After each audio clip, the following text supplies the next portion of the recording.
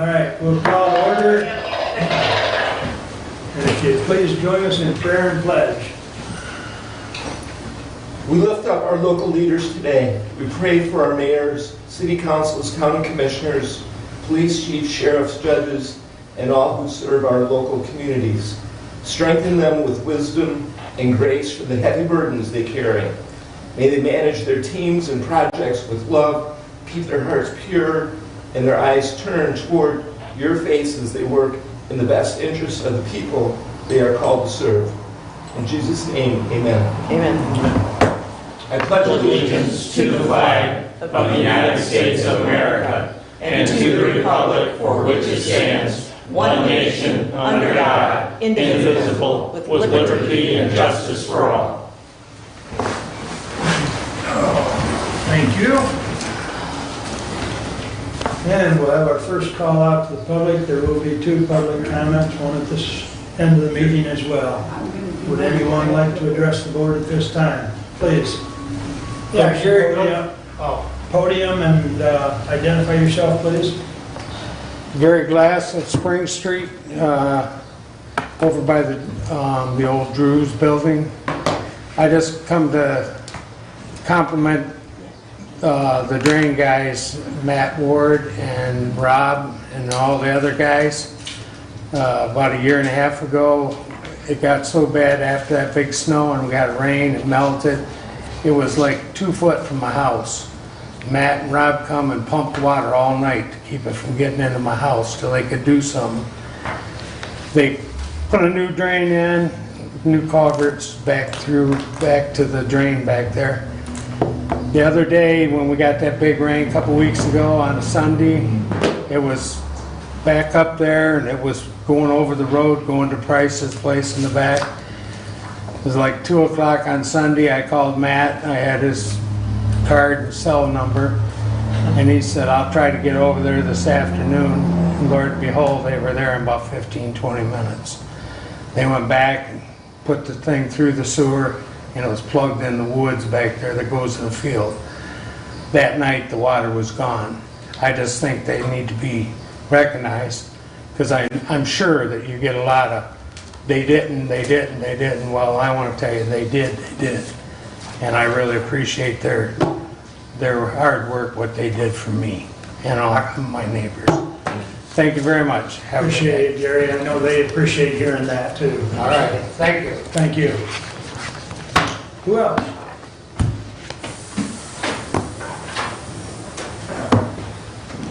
My name is John Vasco. I'm from Camden Township.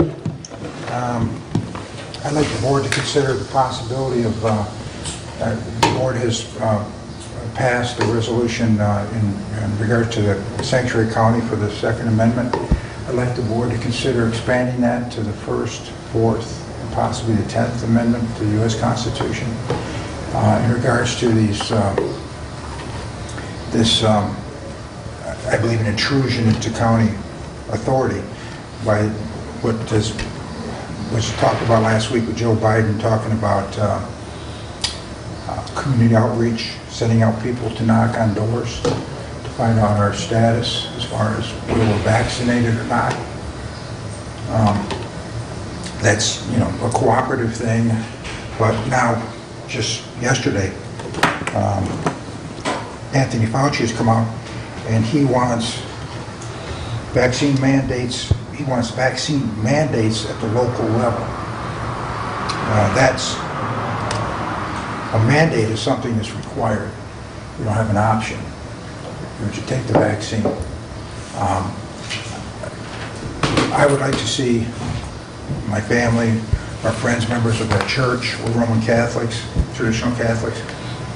We are absolutely, totally opposed to the vaccines because they use fetal tissue. The 4 vaccines, 2 of the vaccines have actually, traces of fetal tissue in them, and all 4 vaccines need fetal tissue to run quality control batch testing. So there is absolutely no way, ever, that we allow ourselves to be injected with a vaccine. And there's a lot of other people who don't want to do it either. There's not only Catholics, but there's a lot of Protestants who are against abortion. So this is a governmental overreach, and under the, come up here, under the First Amendment, Congress shall make no law respecting an establishment of religion or prohibiting the free exercise thereof. This is a matter of religious beliefs. We will not take a back seat. So we'd like to see a sanctuary county resolution to that effect. Also under the Fourth Amendment, the right of the people to be secured in their persons, houses, papers, and effects against unreasonable search and seizure. And I emphasize the word searches. We have, 2 or 3 people with clips holding, clips, possibly wearing masks, knocking on your door, asking you if you've been vaccinated or not. We feel that that's infringement under the Fourth Amendment. They don't have the authority to do that. To ask that kind of information, you have to have a court order, you have to have a warrant. And to just blanket, I don't know what's going to happen. It's possible buses from outside entities will be sent in here and people will fan out across the county knocking on doors. They don't have authority to do that under the Fourth Amendment. They need a court order. And so it's a lot harder for this administration to obtain that information when they got to go to the prosecutor, the attorney, and get that on a one-by-one basis. That's really time-consuming through, hundreds, possibly thousands of people in Hillsdale County, in Branch County, in Huron County, in every county in the state of Michigan, in every county in the state of Ohio, in every county in the state of Indiana, Montana, California. That's very cumbersome. So it's just easier to just do this outreach and violate the provisions of the Fourth Amendment. Under the 10th Amendment,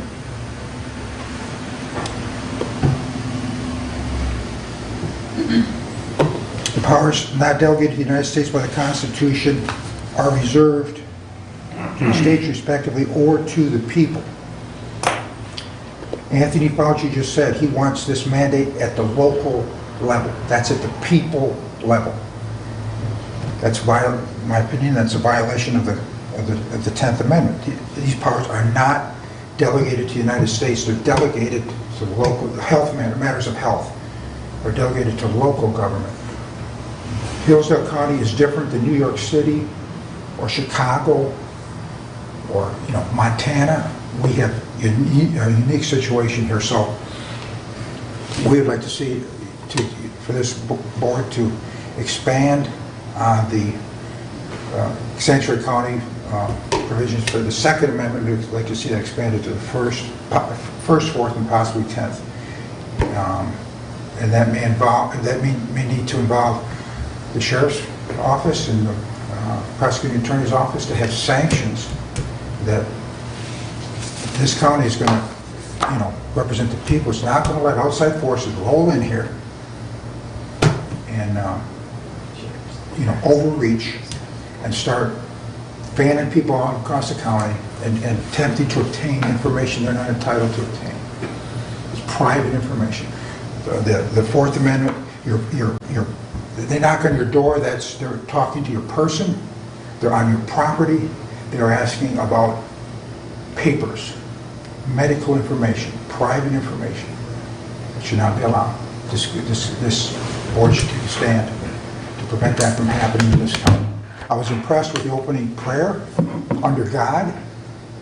Our federal government has forgot about God. It's defying God. It is God. It's becoming God. The federal government is becoming God. That if this country is going to remain the United States of America, that has got to stop. And somebody's got to say enough is enough. It will not occur in this county.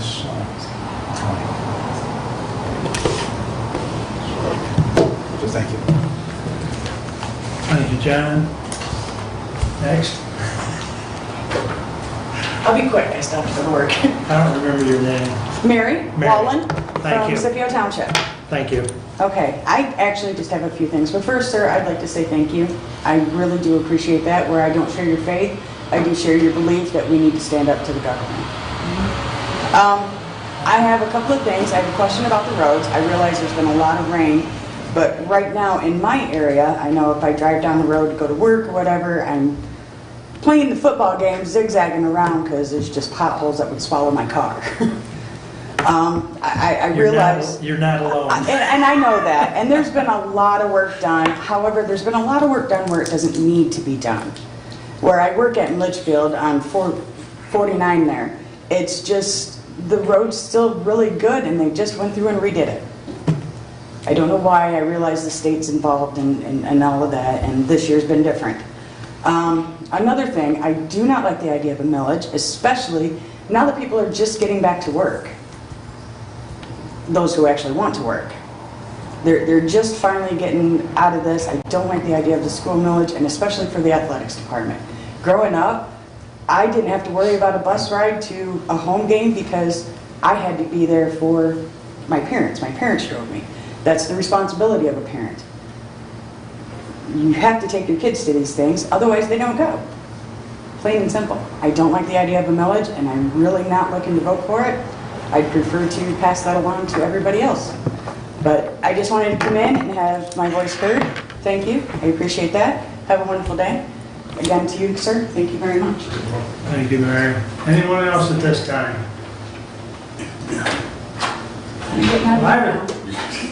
I was going to be disappointed.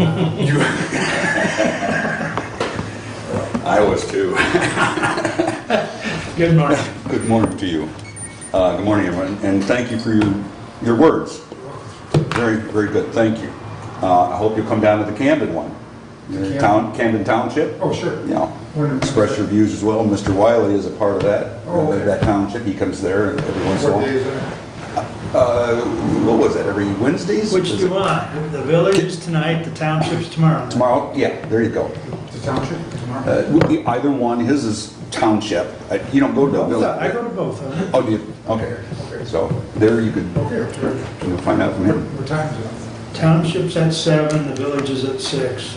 Village is tonight at 6, the township is at 7 tomorrow. And that's at the, is that outside of town there by the park? Or where the? You know, the village has got its own chamber there in town, and so does the township. I think it's next to the restaurant, right? Yep. Is it something like- 7 o'clock, okay. Yeah, okay. Now I'll get back to my part. Yeah, you've used up some of your time. Yeah, that's nothing unusual. Honestly, it really does come out unbelievable. We, at the Jonesville, we've had, in Kathy, which is on the board there, these new proposals to get this millage going and this outstanding looking, beautiful field that they've decided to do is great. On the other hand, I'd like new roofs on my place, and I'm not about to go ahead and spend another 15 years doing something that was already supposed to have been done. All these bonds should have been taken care of as well. And then to put in a new administration building when they didn't have to do that, kind of another added cost, but all the maintenance that we can find being put into this thing hasn't even been put onto this. Any of the proposals, any of the millages, how much money is this going to cost us for the lights and so on? Yes, we're going to get possibly some. What happens if we get COVID and we get shut down? Schools aren't going to be there. We can't have anything, any entertainment whatsoever. But anyway, I'm definitely voting no for that, obviously. The next is Mark. As he brought up Mr. Biden's issue, I know that we've had our, let's just call it the incident that transpired, that I was here and had some incident downstairs. Are we going to have another one of these put in place? And do you already have safeguards on how you want to put it across? Do you already have something ready in case they're going to go to another panic thing of COVID and no one's allowed in this building? That's going to be my wanting to know information. And other than that, thank you guys and have a great day. Thank you, Rob. Anyone else at this time?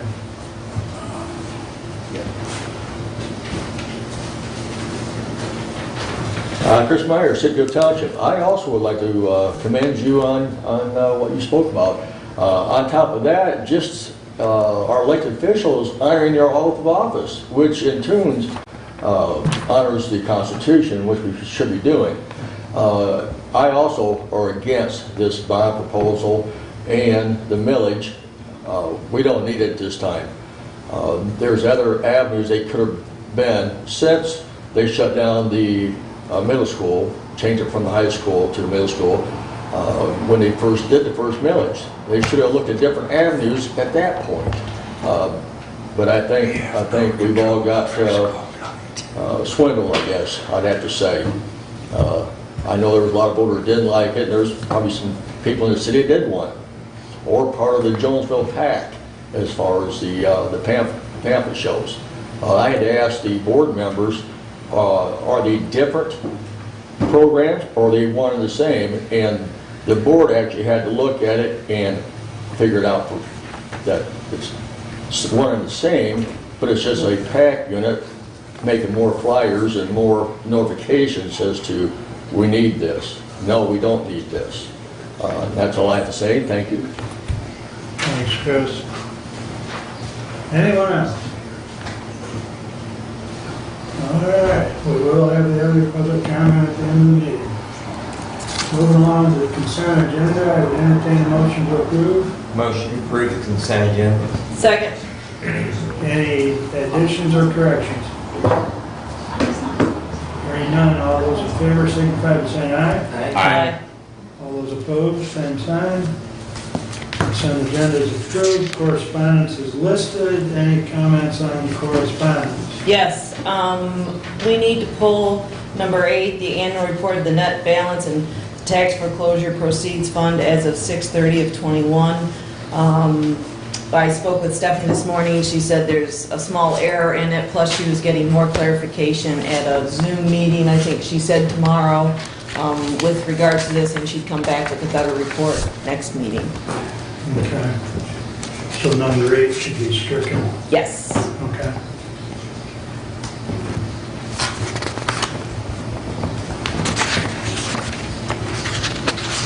Anything else on correspondence?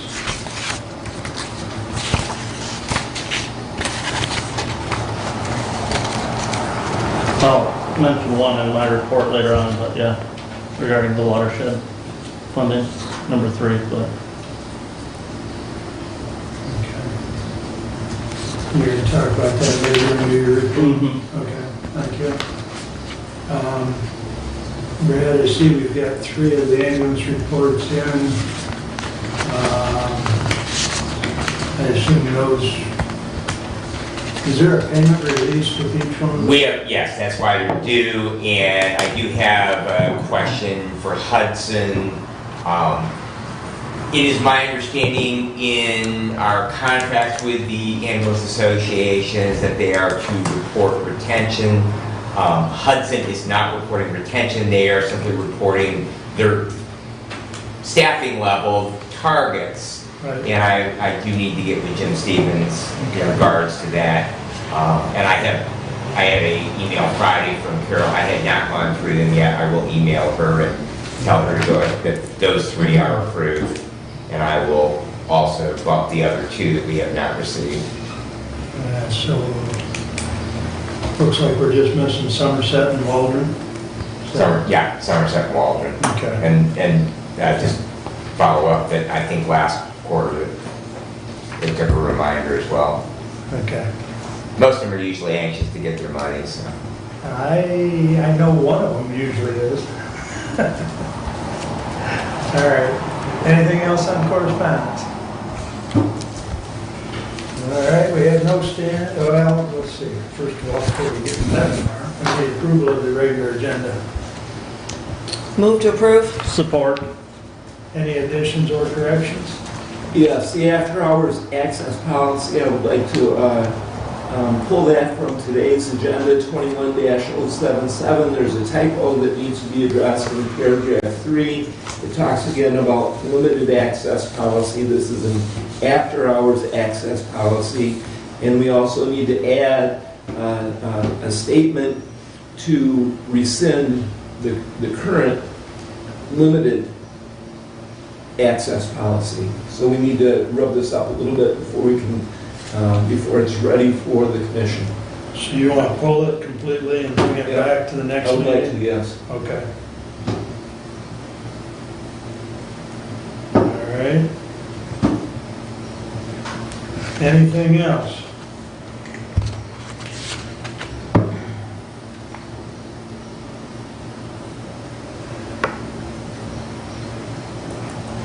With that change, all those in favor of the regular agenda signify by saying aye. Opposed? It is done. We have no standing order today. We will have, Did you ever figure out Susan? yep, there was a miscommunication of some kind, but she is back on. She will be here next meeting on the 27th. So,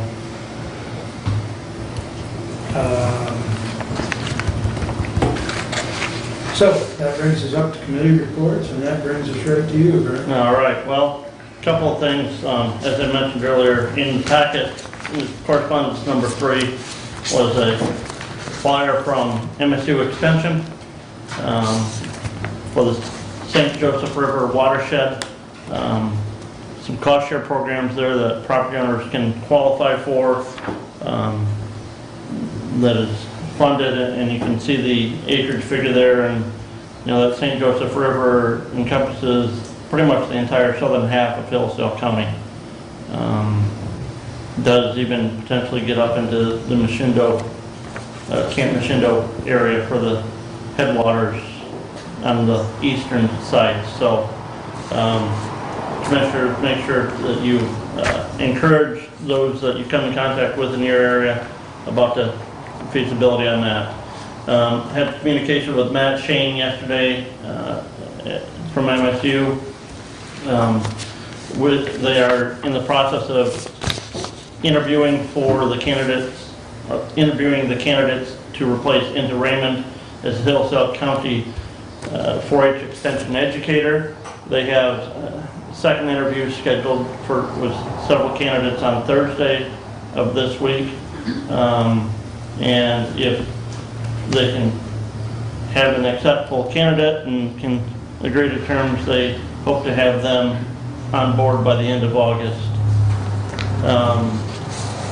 MSU Extension, or Michigan State University has named Dr. Quentin Tyler to the full-time position as director of MSU Extension.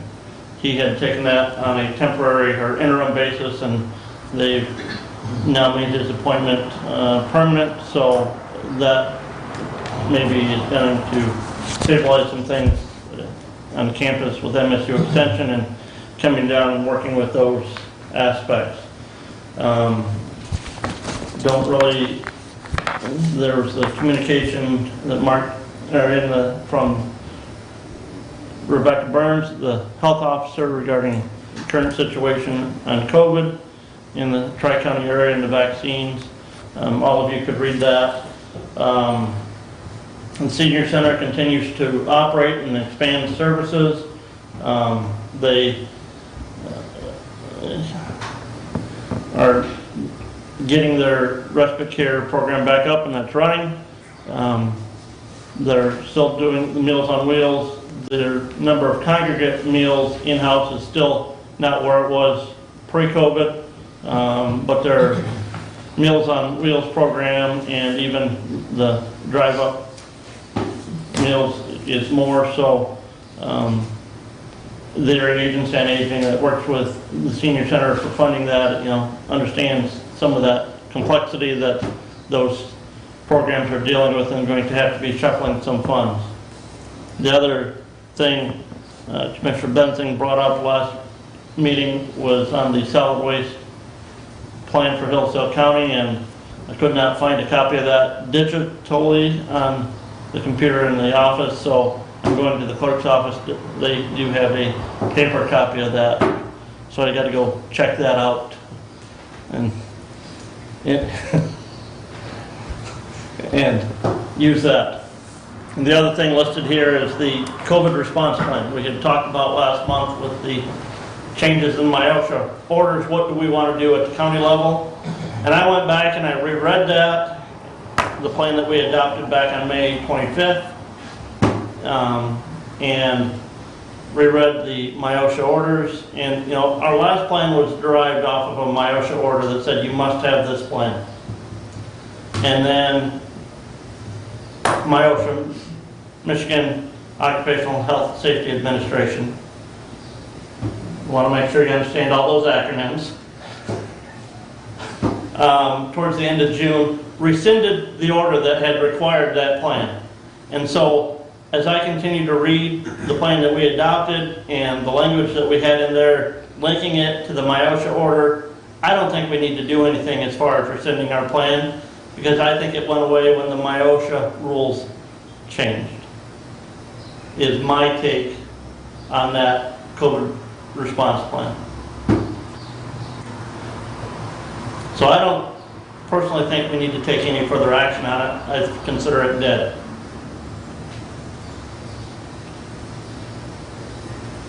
Thank you, Mr. Chair. I did have a discussion with Commissioner Leininger in that response. I think that it is good governance whenever we pass something as a body, that if it is no longer applies, so that we don't 30 or 40 years have to go back because we somehow, some way find that it was never done away with. So I think that it would be, for nothing else than being able to archivally search that, because the collective memory of this, that it died because the underlying enabling order, it was not an act of the legislature, so therefore it is not enabling legislation. It was an emergency order from Michigan Department of Health and Human Services and MIOSHA. I think that it's good public policy and good governance that we somehow note and make it searchable that we rescinded. And I would be happy to make a motion to that effect if the chair would be open to that motion, that we rescind the Hillsdale County COVID response plan that was passed on May 25th. 2021. Support. So, I know you and I talked about this, Brett and I talked about it. For all intents and purposes, the document is dead because everything behind it has been rescinded. My only comment, I think, to both of you was that going forward, if, for instance, our liability insurance, which way back 18 months ago, MMRMA is the one that initiated and told us to put a plan in place. So that would be the only caveat. If we reach that point, which I don't foresee, but I'm just, you know, if we were to reach that, then we reinstitute some form of a plan. It would certainly be different than this one, I'm sure, but. And my only response to that would be that that would be a completely different situation where we do not have a governmental entity that is requiring us. Correct. It is then a private agreement between our insurer and the insured. And so two entirely different animals. So therefore, yes, we would have the archival information, what we had done previously. Right. However, whatever shape that would need to be in to agree with what they were requiring of us probably would take a different form regardless. Exactly. But that's the only caveat I wanted to share as far as part of the discussion. But I'm amicable to what. Like I said, I consider it dead. I can understand your point, Commissioner. And you may want to word that we rescind resolution 21-058. I'm friendly with that amendment, Commissioner. The question I would have is the school district still don't know what they're going to operate under in the fall? Is that correct? I mean, that's my understanding for Jonesville. I will tell you of another school district that will rescind every COVID plan that they have right now.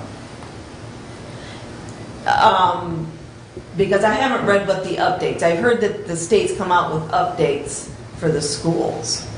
And I haven't read what that is. And I guess my question is what's our health department saying our current good policies towards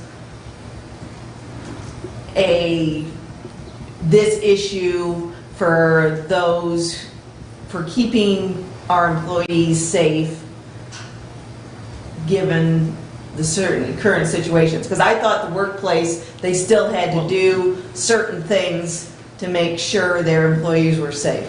Michigan law requires every employer to provide a safe workplace for their employees. Now that's in statute, that's law. And then that law authorizes MIOSHA to develop those rules and regulations. The MIOSHA order issued, I said, the end of June, didn't spell out their own rules, but they said go and look at the federal guidelines, and that's what only certain employees have to comply with. Certain employers, you mean? Certain employers have to comply with, yes, excuse me. And those certain employers were healthcare employers. And as a county, as a governmental employer, we don't have any special rules? So we don't have to provide sanitation, we don't have to provide masks for those who want them and that kind of thing? Underneath those rules, no. Now, that doesn't mean that we can't decide to do that as a county, but it's not a MIOSHA rule saying that you must do this. Okay, and so we don't have to do any extra cleaning practices? We can go back to the old way? I'm just asking the question.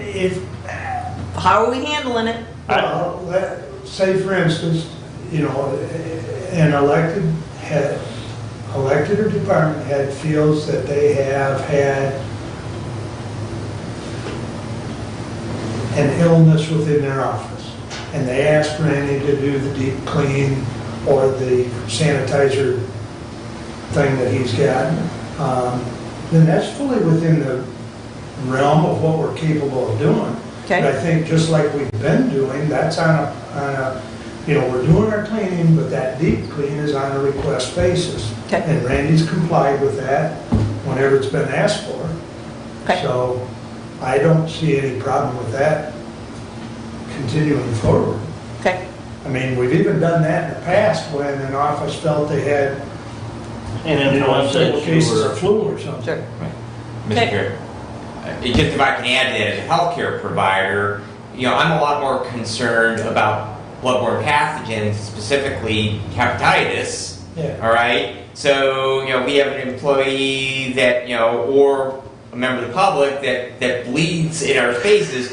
We want to disinfect them. Okay. If we have someone who has another infectious disease such as influenza, we want to disinfect them. If we have someone who has norovirus, nasty stuff, okay? That's basically your pukey, poopy disease, okay? It lasts about 3 days and you're miserable. But it's really transmissible by touching, okay? So, the idea that we isolate because of one disease, when there's a whole bunch of other ones that we've been dealing with. So Commissioner, agreed completely. If we have one of those situations, I think that the idea, though, is that hopefully coronavirus is, at this point in time, slipping into the archives of history, much like many of the other diseases that we as humans deal with every day. And wash your hands. Stay home if you're sick. That's just common sense. And as to your question or comment, as far as the health department and the Tri-County Health Department's guidance for schools, I believe, correct me if I'm wrong, but when we talked about schools 2 months ago or some such at the health department, we were going to revisit that issue before fall school started. Yes, but, that guidance was done at the time because the state had said that the state has no authority on local school districts. That has to come from the local health department.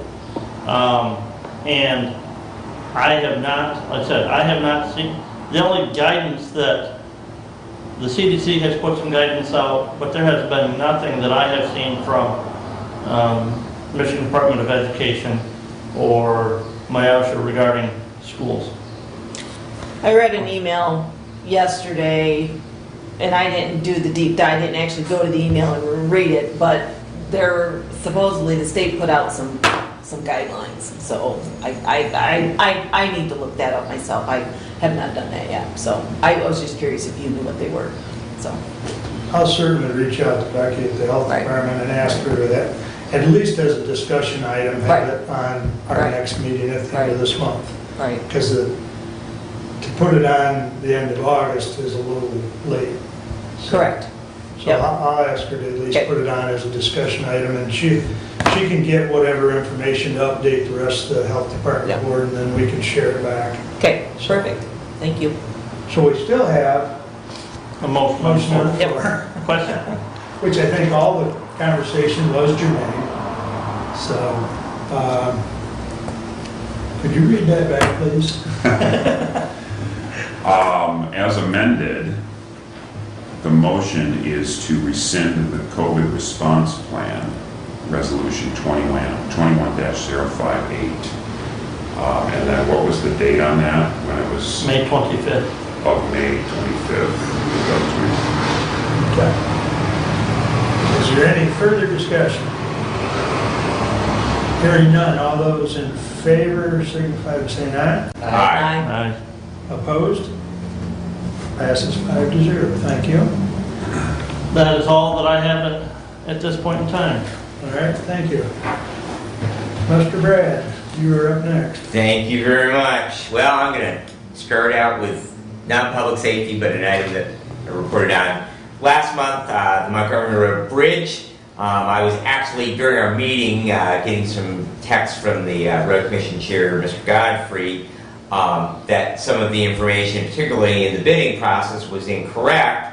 So after, in the last 2 weeks, I have received copies of emails dated from about July 1st forward, nothing prior to that that says that MDOT is the one bidding, not the Hillsdale County Road Commission. However, in that, I did have the information for the engineer who is doing the engineering for MDOT. So I called him, had a nice conversation with him. And it is now my understanding from MDOT that yes, MDOT is finalizing the plans based on information from our County Road Commission. They were waiting on, I believe, a grade assessment. They have that information now, and they will be doing the bidding on it. However, our local road commission will be overseeing the project. So it will be a contractor, they will let the bids. The big hiccup at this point is number one, timing, because the project will not happen until next year. It will be bid sometime between October and January, and the concern about that is the state's fiscal year ends on September 30th. So it will be next year's money.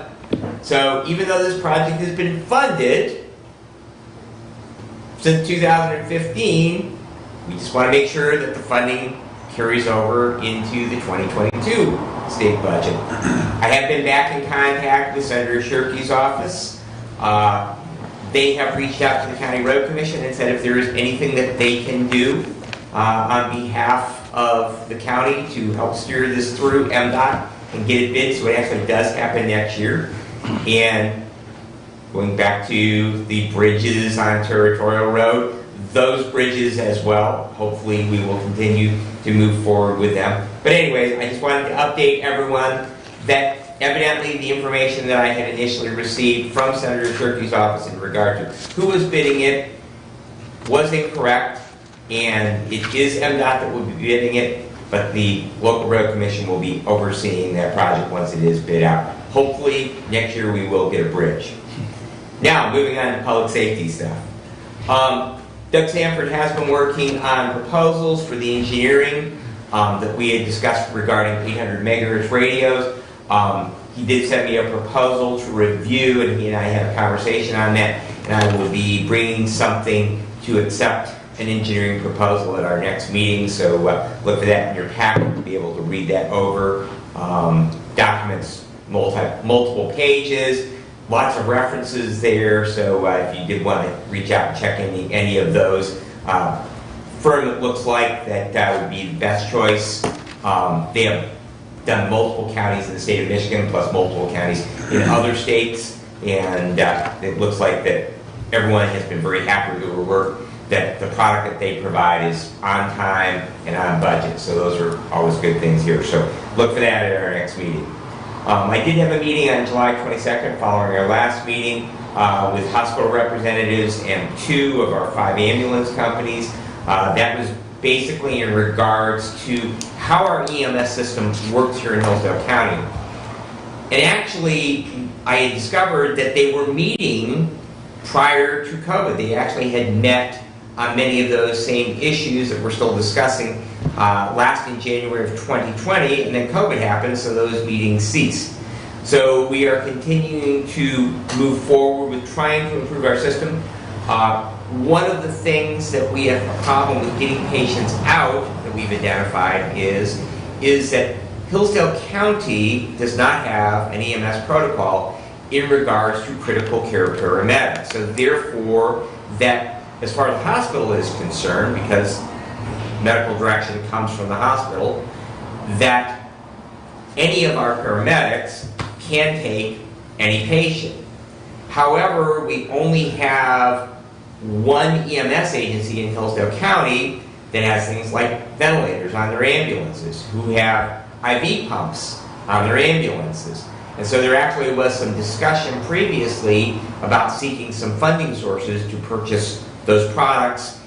And so we have revived that discussion. We have also gotten some support from the hospital in helping increase the training level and getting so that we have critical care paramedics on all of the ambulances that serve Hillsdale County. So that is a work in progress. One of the other things that I was very happy about is Lauren Corbin, who is the administrator for our Medical Control Authority.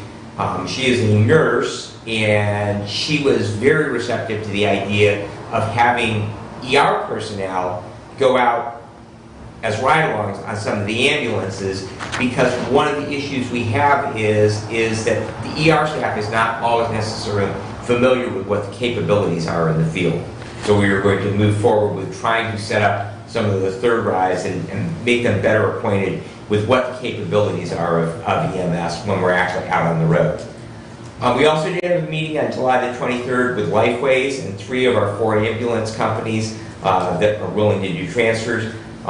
One of the individuals, he actually had a meeting with his fire board at the same time, was unable to attend, so consequently he was not able to be there. We are continuing to move forward. In your packet, in the correspondence, under readings, emergencies report, there was actually a copy of the proposal last year that Lifeways had given to REU in regards to those behavioral transfers and helping make them financially whole, because they don't get very good reimbursements. As Commissioner Langer mentioned, they only get about half of what they would on a medical transport, on a behavioral transport. And so there's not a lot of financial incentive for them, especially in cases where many of these transports go several hours away. Grand Rapids, Saginaw, St. John's is a common destination. So consequently, it not only takes an ambulance out of service out of the county, but it also is financially, because you have payroll and mileage expense for that. So that discussions, they are going to continue.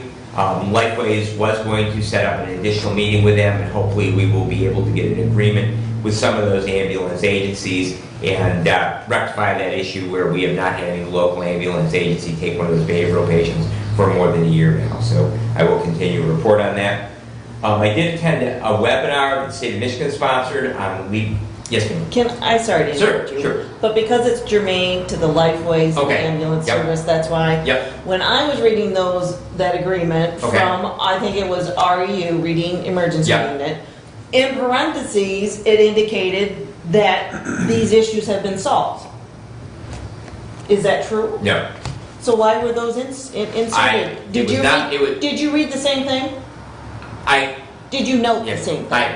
I noted the same thing. Okay, well, I Yeah. want that brought up Right, then, okay. because when I'm reading those, all of a sudden it's like, oh, well, this has gone away, they've come to an agreement, and we're good to go, but your report is not saying that. That's correct. And I will bring that up. We have ambulance association today. So should not those correspondences be corrected in our packet then? Well, that should be is stricken? their document to us. That is their correspondence to us. But it was inaccurate. So we can't edit what they said. Right. How do we note that that was inaccurate? How do we note that, You just did. okay, that's, okay, very good. All right. Okay, thank you.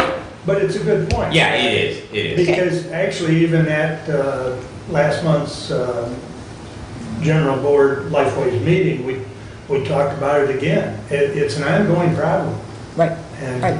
And I do know from reading those reports, I thought, well, because I know we talked about this at the last meeting, I know I had some correspondence that, comments, some agencies didn't care for them. So then when I read that agreement and in parentheses it says, oh, this is all taken care of, I go, is it or isn't it?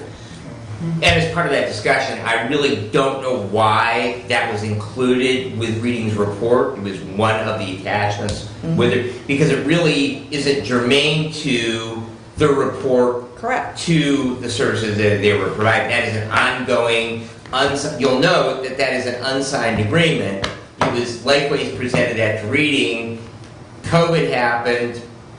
We can use COVID for the reason a lot of things did not. Whether that was or was not the reason why that agreement was never followed up and signed. But that agreement has never been signed and entered into. So for someone to say that those issues have been solved, well, first of all, the proof is in the pudding. There still has not been any behavioral transports from Hillsdale Hospital since March of 2020.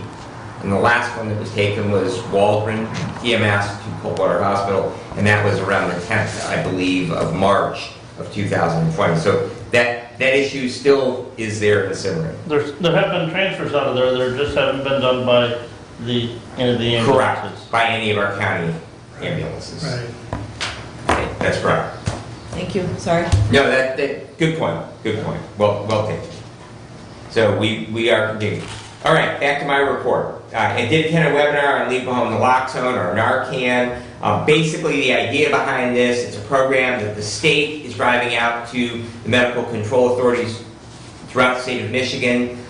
We have discussed that previously at a medical control authority level.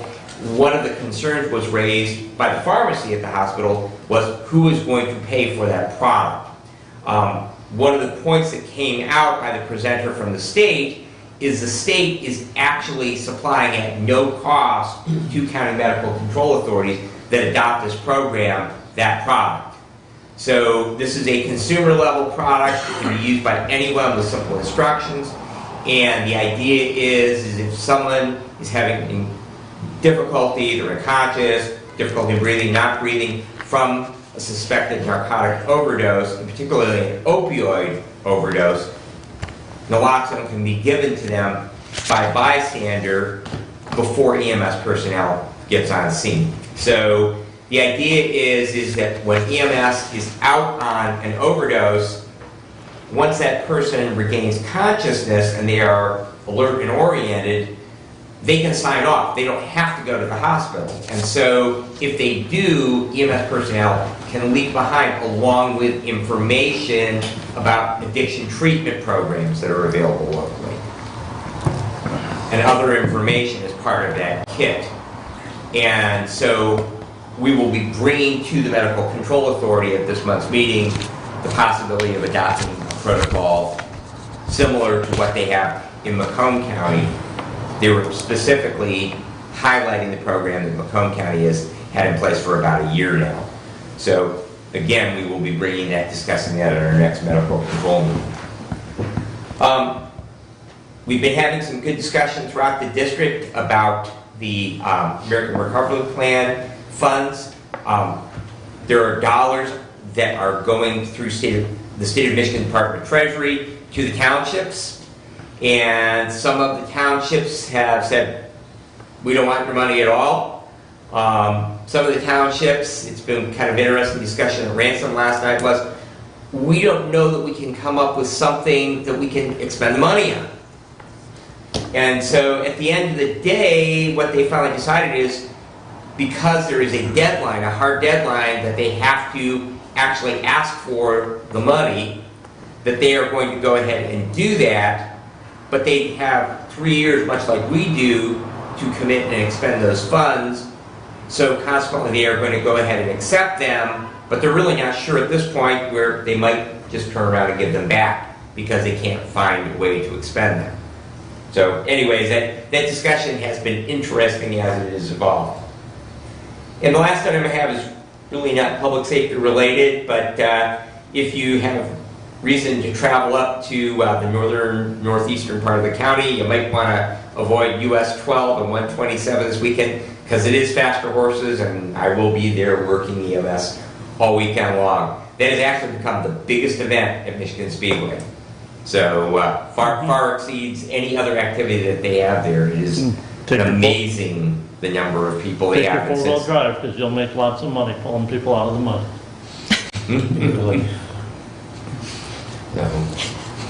And I would be happy to entertain any questions. Thank you. I was talking with Dennis on Thursday night. Can you get me a copy of that? He tried to copy the mental health transfer list, and it was two-sided, and he didn't give me the full copy. Oh, okay. Yep. And also that contract, because he had a bit of a contract, but he didn't have the full thing, the Lifeways contract. Oh, okay. Sure. Yep. Regarding the ARP funds, the American Rescue Plan, I'm just wondering, those townships that have fire departments, I think they would be able to expend their funds. Ransom didn't have a fire department. Okay, They so, all contract. right. So, So, but in that right, okay, so that, I guess that's my point. Those who have fire departments, I think will be able to spend the money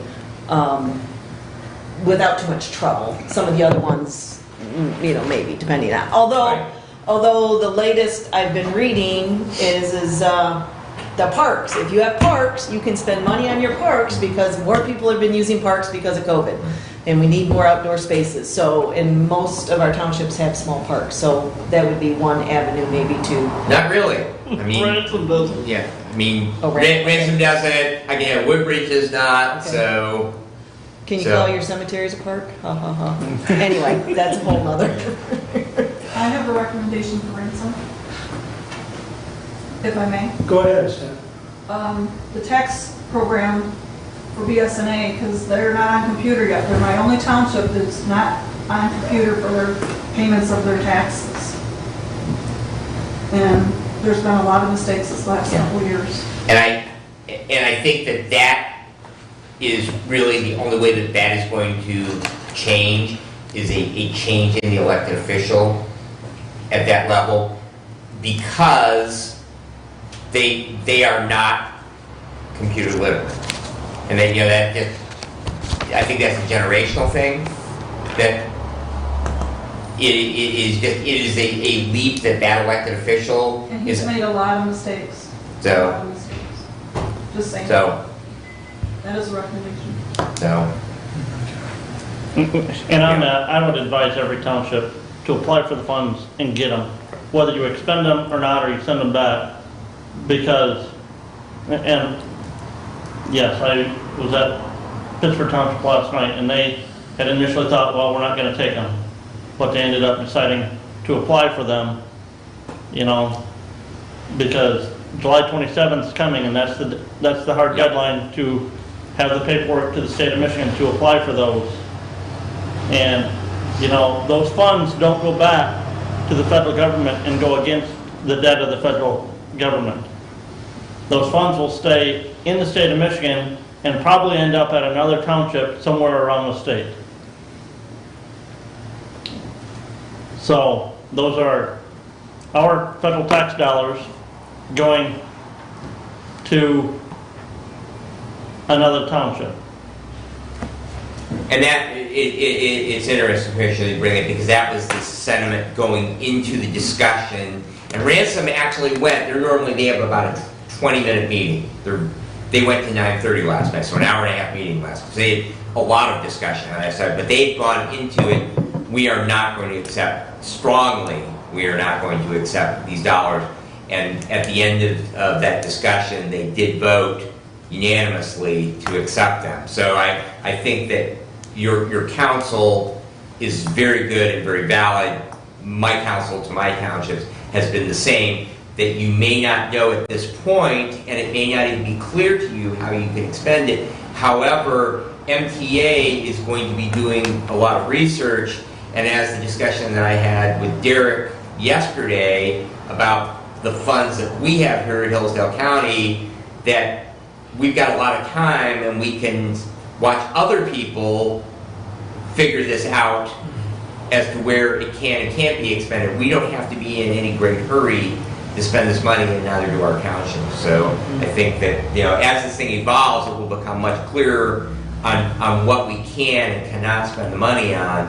So, but that deadline at the end of this month is a hard deadline, and so they have to act at this month's meeting or lose the money. Okay. Anything else? Mr. Engels, you're up. Thank you. You'll notice the windows are open. The second floor air conditioning in the county office building has been shut off due to a leak in the system. This leak was very difficult to find, which is why it has taken so long to fix. The part has been ordered and delivered. Repair could be complete later today. So that is something that's been worked on, and hopefully that will be resolved today. Background and summary for the parking lot at Michigan Works Southeast. From the previous Board of Commissioners, it is in the current lease that the county would resurface the parking lot within 18 months of lease signing. The request was made by the Facilities Department as a capital improvement project for 2021. The previous Board of Commissioners did not fund that parking lot.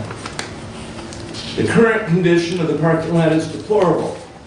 Basic maintenance is no longer effective.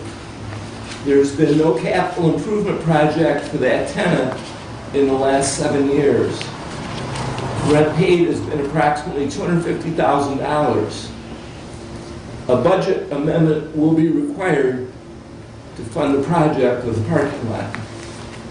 Commissioners, this board has been sent pictures, CAM breakdowns, which is common area maintenance, rent paid, previous budget request, and bid information.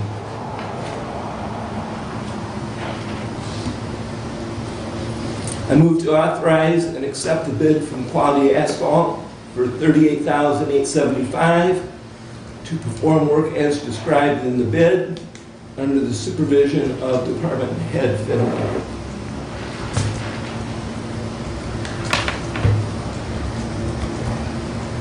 I will support that motion.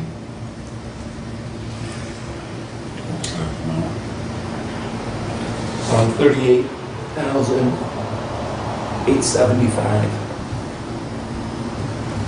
Mr. Chair? Yeah, those bids were in last meeting's packet. Yes, they were. That's what There I, was three of them. No, they weren't in the packet, they were Yeah, delivered they were here. handed out. Right now, yeah. Okay. Right. That's why I was, okay, go ahead. So thank you. In reviewing them, I know that we have to be fiscally responsible. I know it's a non-budgeted item. However, that we talk about, renting out space. We've had some discussion about what do we do with the courthouse annex building and the space there. We're a landlord, whether we like it or not, we're a landlord. I mean, we rent a building to the Department of Health and Human Services, and we have an agreement with them that we'll do certain maintenance on that building out there. We have to paint every once in a while. That's every 5 or 7 years we have to repaint that building. Health Department, we rent them space. MSU Extension, we rent them space. So we we're a landlord, okay, and we've got a lease, and our lease says that we're gonna redo that parking lot. And we knew about that last year.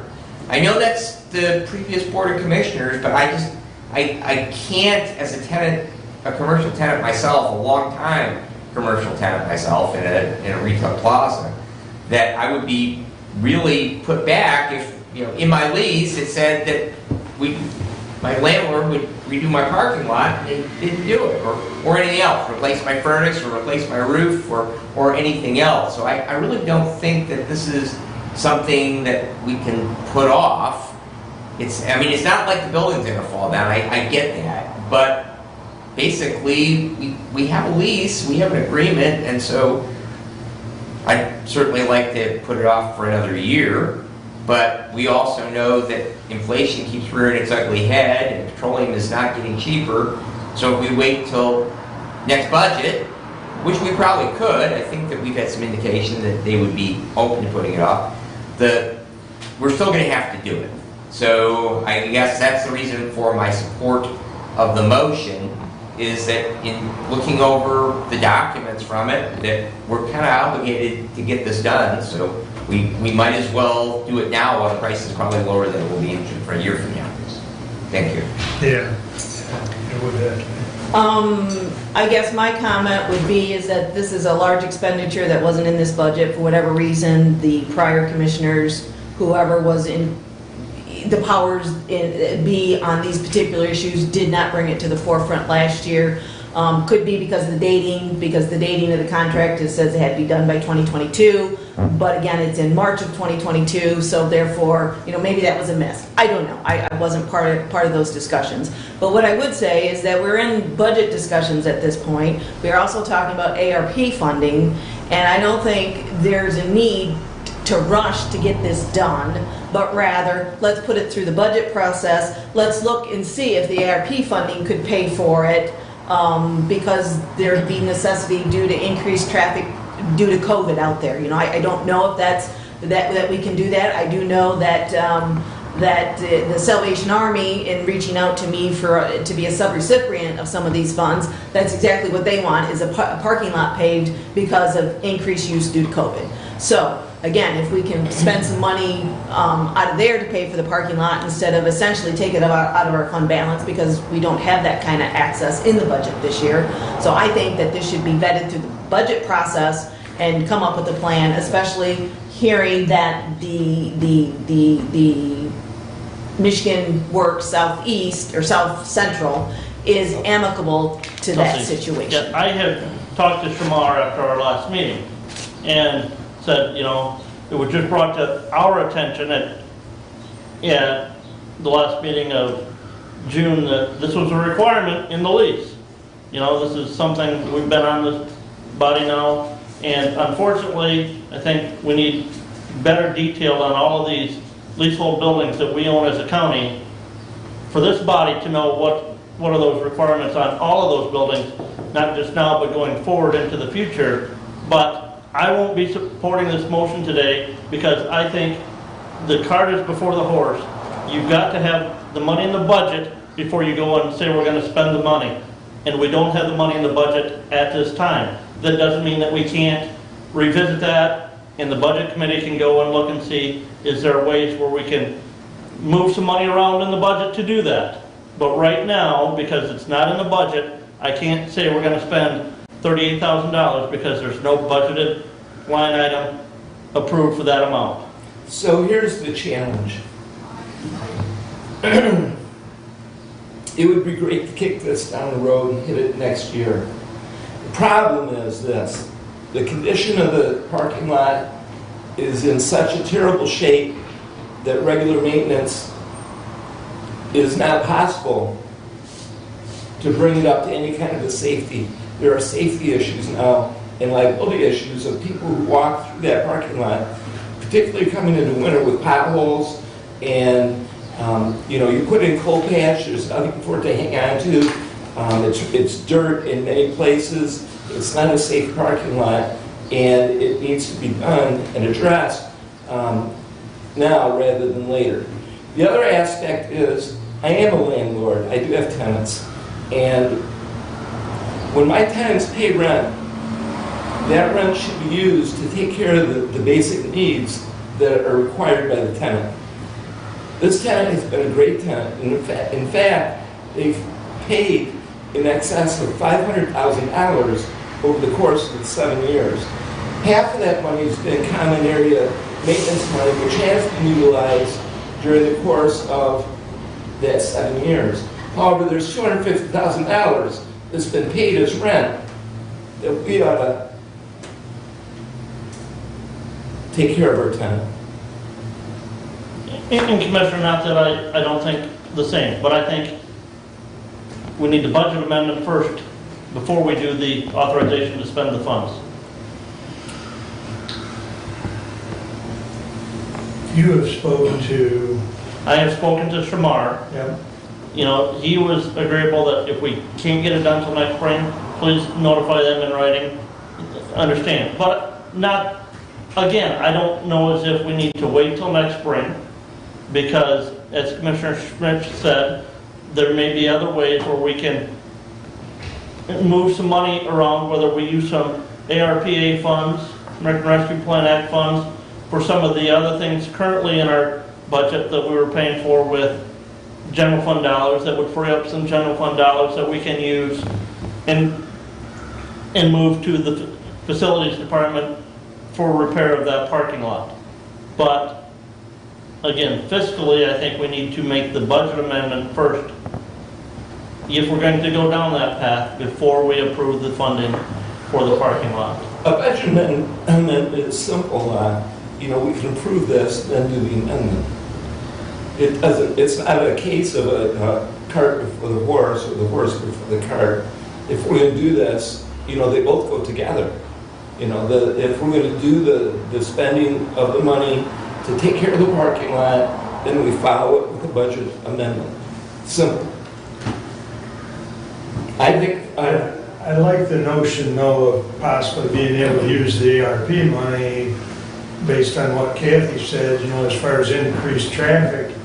And it's entirely possible we could use some of that money and still get it done. Now, other than the majority of Southeast Michigan Works has not been in-person traffic That's true. since COVID has started. Yeah. How about Lifeways? separate parking lot, it's not being addressed at this time. It's the same building. How is it a separate parking lot? They're on the upper side, so their parking lot is on the north side of the building.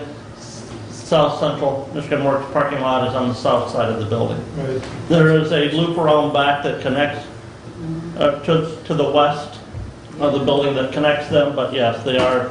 And I think some of those quotes that you provided at last meeting did show doing some work on part of that driveway around, and maybe...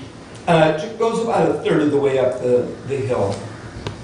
And that was consistent with all the bids. If we shuffle ARP money, is that going to happen can this job be done this fall, prior to this fall? I don't know. There's got to be, we got to have some kind of,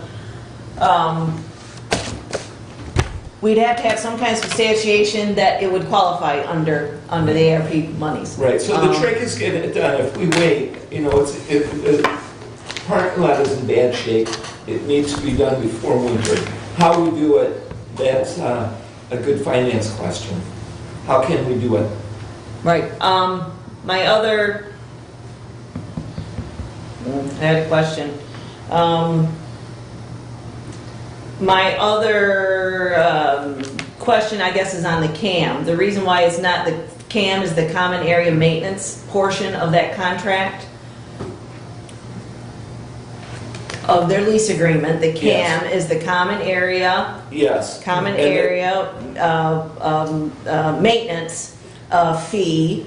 And the reason why the parking lot isn't part of that CAM is because we have two different parking lots. Yes. But that's not to say that the upper ones, if they're full, park in the lower. Or I have seen times where there's an event at MSU Extension, their lots are full, and so people park across the road at Right. the Lifeway or the Southeast Michigan Right. Works and walk back and forth. So So, and going forward with Michigan Works, with our unemployed people, is that who shows up there? I mean, who uses that parking lot? Well, one of the big uses is they have their Southeast Michigan Works bus parked there quite regularly. So, you know, and I don't know, has anybody looked at, as opposed to replacing that with asphalt, looked at replacing it with concrete? Yes, we did. Because of the, you know, that bus being a little bit heavier, vehicle being parked on that parking lot. You've got some employers that'll go there, not just unemployed, but there will be some employed individuals going there for job training and those types of things as well. So, going forward, are we going to have higher traffic levels because of the unemployed in Hillsdale County who are trying to get back to employment, plus employers trying to get people employed because we don't have enough workers? So again, is there that conversation, and can that be done? I guess my other question is how come we are tearing up the lot and spending $40,000 instead of patching areas and putting down another concourse? Okay, so to cap it, we put another 1.5 inches over the top as an overlay, which changes the level compared to where the sidewalk is, which changes the water flow, causing ice conditions and lack of drainage of that water in the sidewalk area.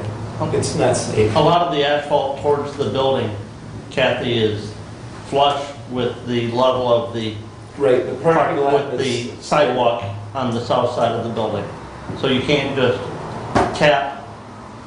put a cap on it, because you're then raising that asphalt 1.5 inches above your sidewalk.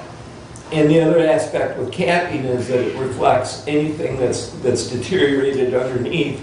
It looks good for one season, and then it falls apart very quickly. Well, I know with my own asphalt driveway, I was told the same thing, to pull it all up and put it down again. But, and as in the bid, they still don't guarantee against cracks. Cracks are still gonna come. Cracks do happen. So by pulling up the base doesn't guarantee a longer surface life given the situation. But I don't know specifically out at that particular parking lot. Well, in my parking lot, which is even bigger than the Michigan Works, that portions that have been overlaid don't last as long as portions that have been reconstructed. The reconstruction, while the cracks do happen, it's the same with cement. Cement does two things: it gets harder and it cracks. You know, ultimately the cracking will occur. My push today is to try and resolve this parking lot, is to service the tenant, to be a good landlord, and to prevent safety issues that will occur. The patching process and the regular maintenance, we are way beyond. And while Shamar will kick this can into next season, I wonder if Shamar has seen the parking lot, to tell you the truth. And I think that it is a hazard that this body needs to address. And while I understand the amendment is required to create the budget and the funding, I think that it goes hand in hand. They're not separate issues. If we approve this contract, we do need to approve a budget amendment. And so that's the information that this commissioner can bring to the commission. It's the right thing to do. I would prefer to revisit this at the next meeting after the budget committee has the chance to meet and formulate a plan on how to pay for it. Randy, you want to add anything? I'm staying quiet. Okay, I just wanted to afford you the opportunity. So, I would concur with what... Move to refer this motion to the budget committee to report back next meeting on a potential... Can we make a motion on top of a motion? This is a motion to commit or to refer. Okay. So, move to refer the parking lot to the Finance Committee, Budget Committee, to report back at the next meeting with potential funding possibilities for this project. Do you need support for that? Yes. Support. Okay, I didn't know for sure you needed support. All right, support.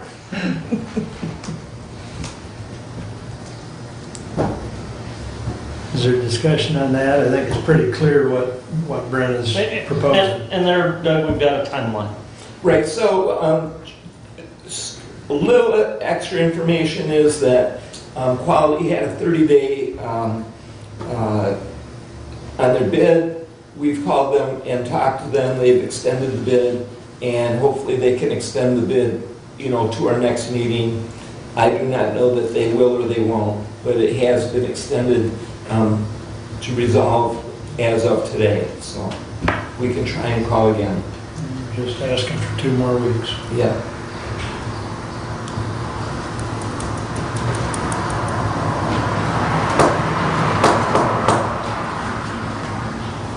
Motion to refer, motion to commit. Yep. I think we're gonna need a roll call, is what I think. Okay. Commissioner Schmidt, Aye. Commissioner Wiley, Yes. Commissioner Benzian, Yes. Commissioner Leininger, Yes. Commissioner Engels. No. Passes 4-1. So the issue of the parking lot and the funding is moved to the Budget Committee to be brought back to us on July 22nd. Correct. Okay. Sorry, it's just that Right, next. the previous board knew about this lease, and they didn't fund it. Right. And we need to take it right out. Yep. Background and summary for the facade at the Sheriff Department. Previous Board of Commissioners authorized Folk to provide bids for facade repair. However, did not budget dollars for the repair of the facade. One bid was received on June 30, 2021 in the amount of $52,211. Our Facilities Department can complete this job for under $10,000 in a 3-week time frame. Department Head Finley is here today to discuss specs, bids, and repair.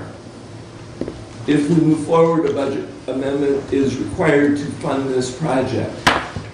And I would ask Mr. Finley, please step up. We may have questions. You may have more background.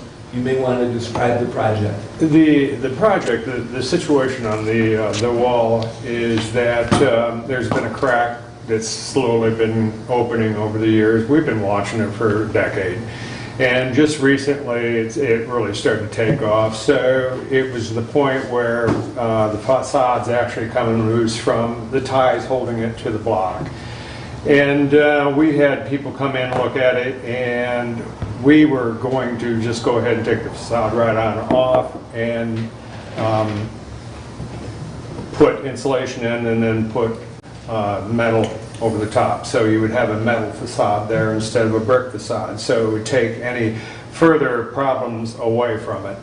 Now, the way that it was presented in the bid, from what I can see, is that the bid is actually taking just part of the brick down, the part that's pulling away, and that brick's got to be cleaned up and put back on and put it back up with new sills. The problem with what's been going on is the way it was built. There's a metal sill plate that goes over the top of those garage doors right there. And then the wall, the facade is actually sitting on that sill plate. Well, over time, it's a welded sill plate, which wouldn't pass code these days, but it did back in the day. And it has eventually bowed and sagged enough to allow pull from away from the wall above. Now, here's the situation is you can go ahead and put that wall, part of that wall back up, original brick, like that. but who's to say the other part of it's not going to start going too? I don't know, but that has to be shored up, and new sills have to be put in, and then the block cleaned up and put back in. You don't use outside block, new block, because then it wouldn't match and it'd look terrible, because you're putting it up with old. So the old's got to be cleaned off and reinstalled. So that's the two ways of doing it right there. So Randy, just so that I understand, your proposal simply covers, it does not remove stuff that's separating? No, take it right on off. Okay, that's, I just want to make sure that that's what we're doing, because I don't want that brick underneath I don't there either. pushing it against that steel, the only... No, So- absolutely not. No, all the brick would be removed, and then you put the flashing boards that you fasten to the front of the block, and then we lay in insulation, and then you put the steel. So actually, you're getting a layer of insulation that you didn't have before. Would you take, so from that ledger or that sill, would you take the block from there? All the way up. All the way up. All the Gone. way to the roof line? Yep. Okay. So are we looking at replacing any of those windows? No. Okay. Nope. Okay. And the openings for the doors that have been discontinued use, those will be all covered over by this? No, those would stay the same, because the facade doesn't come down that far. Okay. Yeah, you're above the Yeah. garage doors. I'm just thinking of the appearance of it, that's all. Because we Well, got some mini splits out there. Yeah, we've got a mini split in there, and so I probably wouldn't suggest that. I would just leave it like it is, and just the facade only. Has there been discussion about doing some steel on other parts of that building? The sheriff has expressed that he would like to do that. And so that might be a future, Capital project? yeah. And he's talking like a wainscot type situation all the way around the building. Right. So So that it would kind of marry up with this project? Right. Yeah. Which leads to my question, the sheriff, which ones does he prefer? Metal. He prefers the metal option, and we hired folk, an engineering firm, to give us the bid on what to do, but we're gonna do something totally different than what they suggested, or was that an option that they provided as well? This is a unique situation. I was not involved with the conversation about the block or any of it. This is all done without my knowledge, and then, so I can't tell you why the conversation went the way it did. I have no idea. Who did they talk to then? Who was folk talking to about the option and how to fix this, and how did they come up with the solution they came up with? Who was that contact person here at the county? Would that have been Lieutenant Stuyvesant? Lieutenant Stuyvesant, the sheriff, and myself met with folk in the parking lot back in November, and that's pretty much what started That was after the structural report came in regarding what was happening, correct?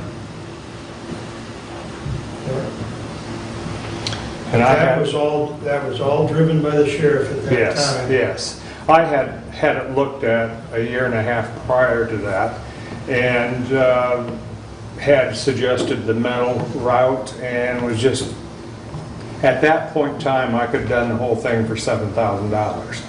And I had it in my budget that I would have went ahead and done it at that time, but That's materials, correct? materials, yes. Okay, so in addition to that, you need to add your employees' costs that would be budgeted, that would go towards that, and not be, those employees would not be able to work on other things in the county buildings that need work at the time.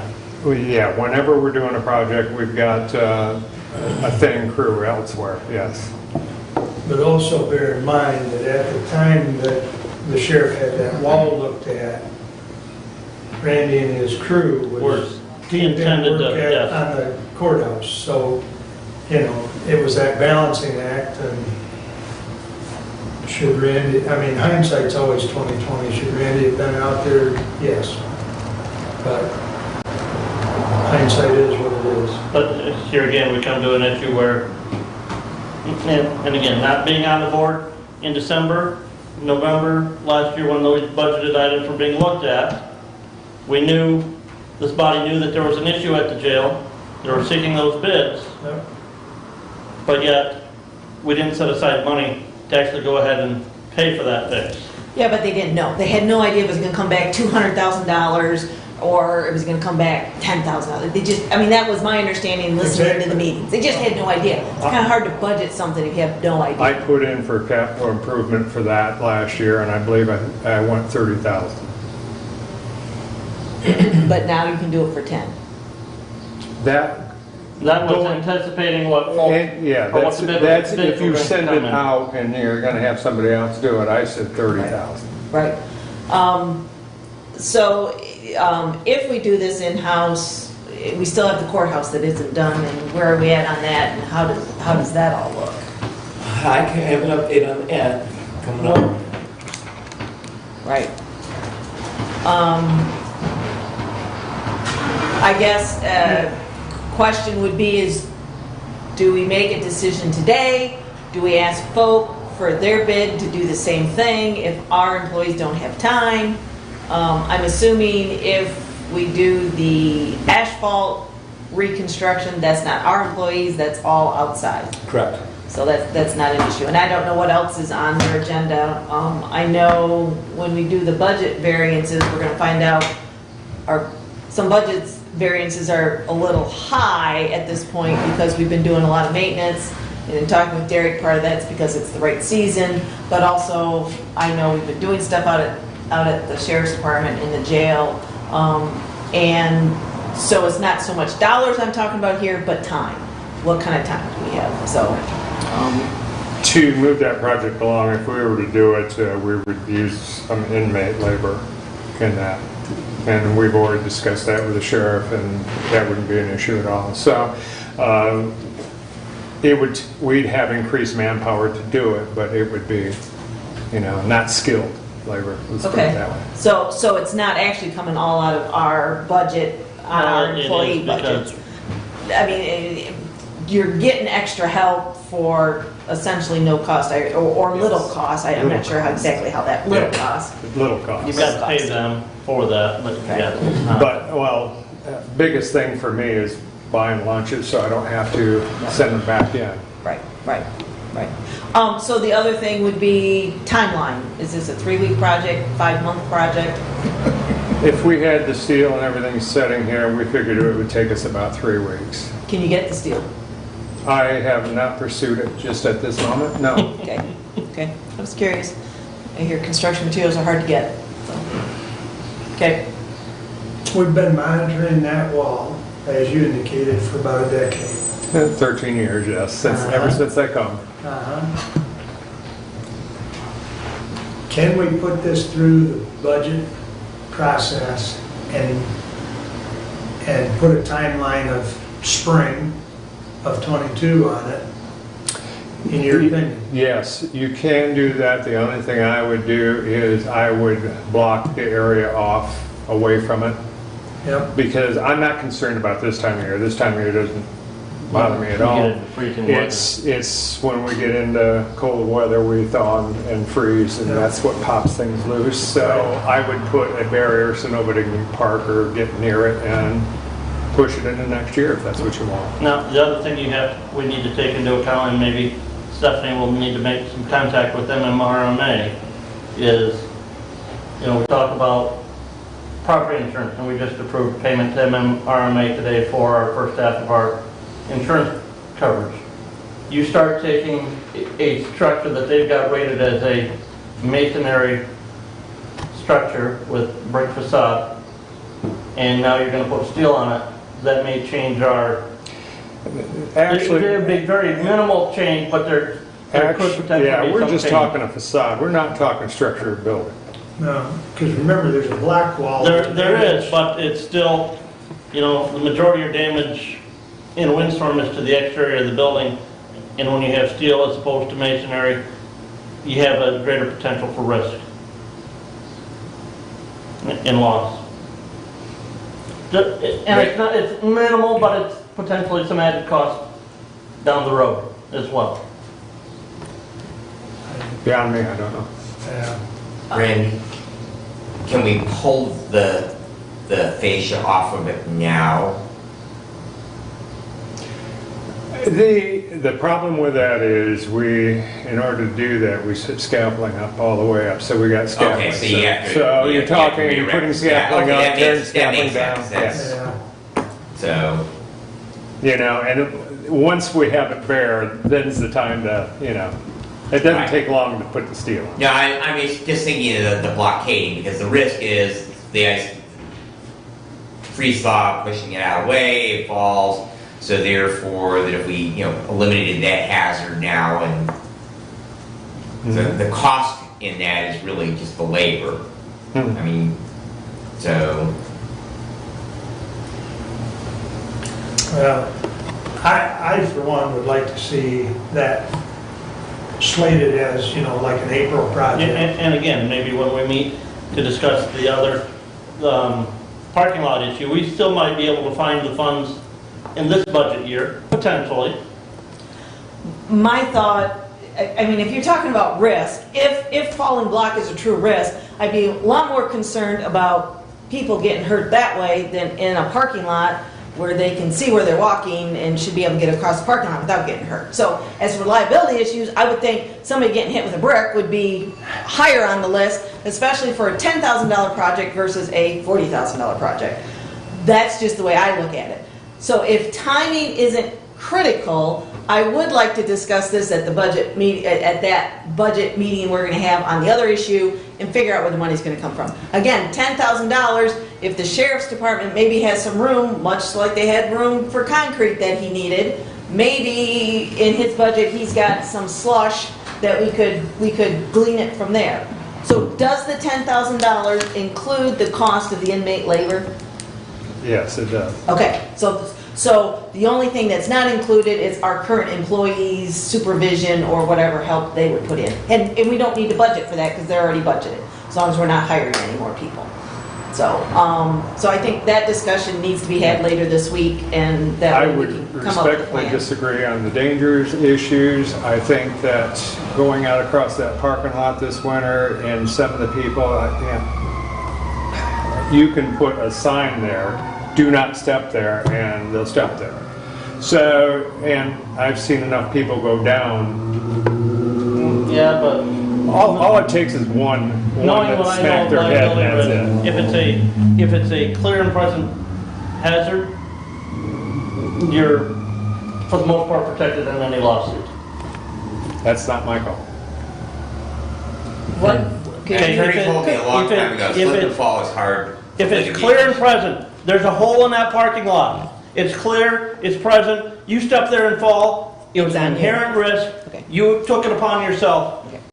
I just needed clarification of what that meant in layman's terms. So if it's foreseeable, you can see it, it's your liability, not the owner's liability. But if it's under a snow pile, then it is a questionable issue. Okay, so that's all good information to know. But timeline, we have time to review this, come back to the next meeting and make some decisions. That's not gonna interfere with what you're doing or slow you down. Okay. Okay, sounds like there's two issues going back to the budget committee. Do you need a motion to do that then? No, because there was no motion. No, There's no motion, Yeah, okay, okay. all right, I had forgotten that, sorry. All right, thanks, Randy. And while Randy is here, and I mentioned earlier, it would be nice if we as a body, I think we're educated as to, these are all the buildings that you have, these are the facility requirements that we have to do as part of the facilities department for all of those buildings. I have a nice little list for Kathy tomorrow when we meet. Okay. Do I have to bring my wheelie cart you to probably be able to should, take yeah. up? I guess just to reiterate, I'm not sure if this question was answered. Are we comfortable with what we're going to do is going to be better than what folks suggested?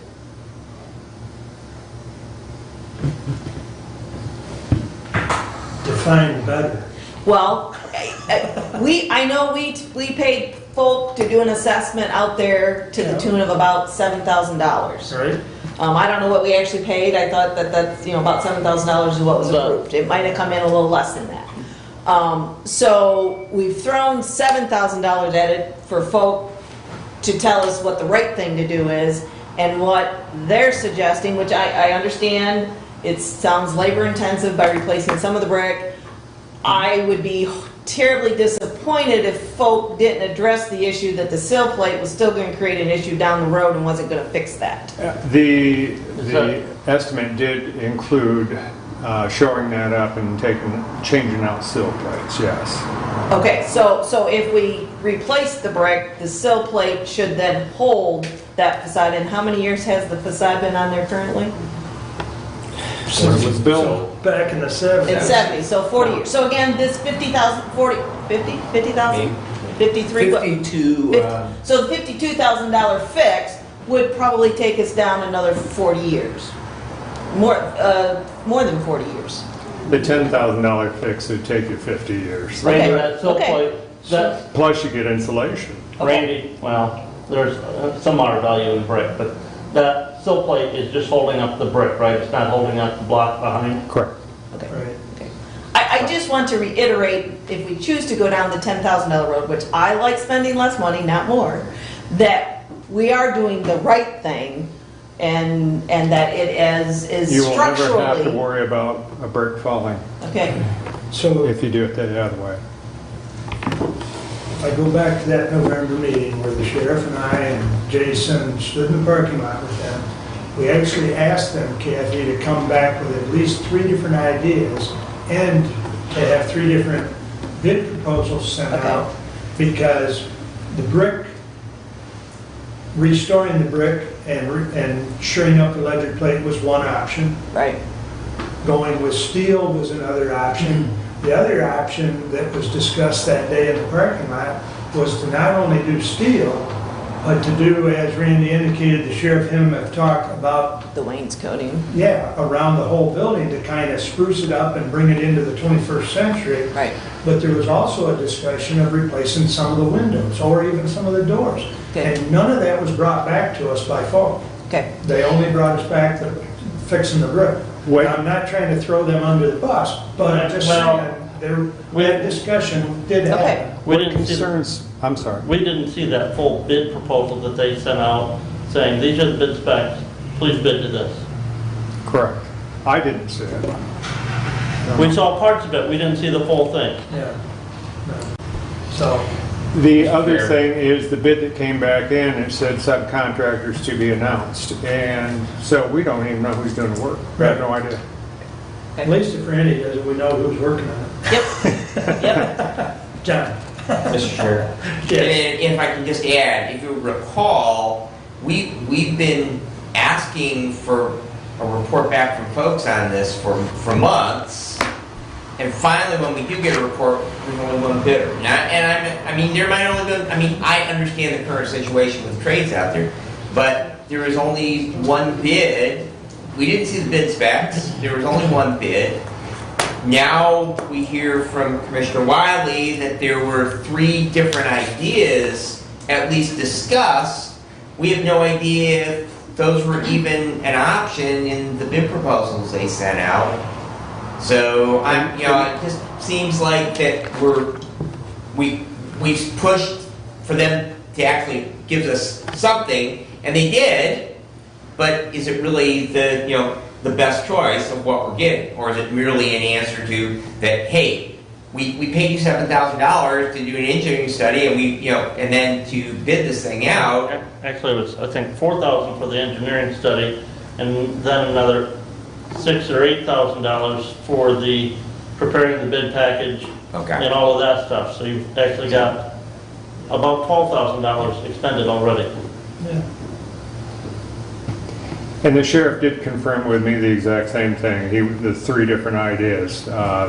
He was disappointed that only one came back. So, I don't have a Because problem. you can't get steel right now. New direction. Okay. And I think we beat it up. The budget committee will bring it Yep. back next week or next 2 weeks. And then Randy will have some direction. Okay. Thank you. Please continue, Doug. How am I doing?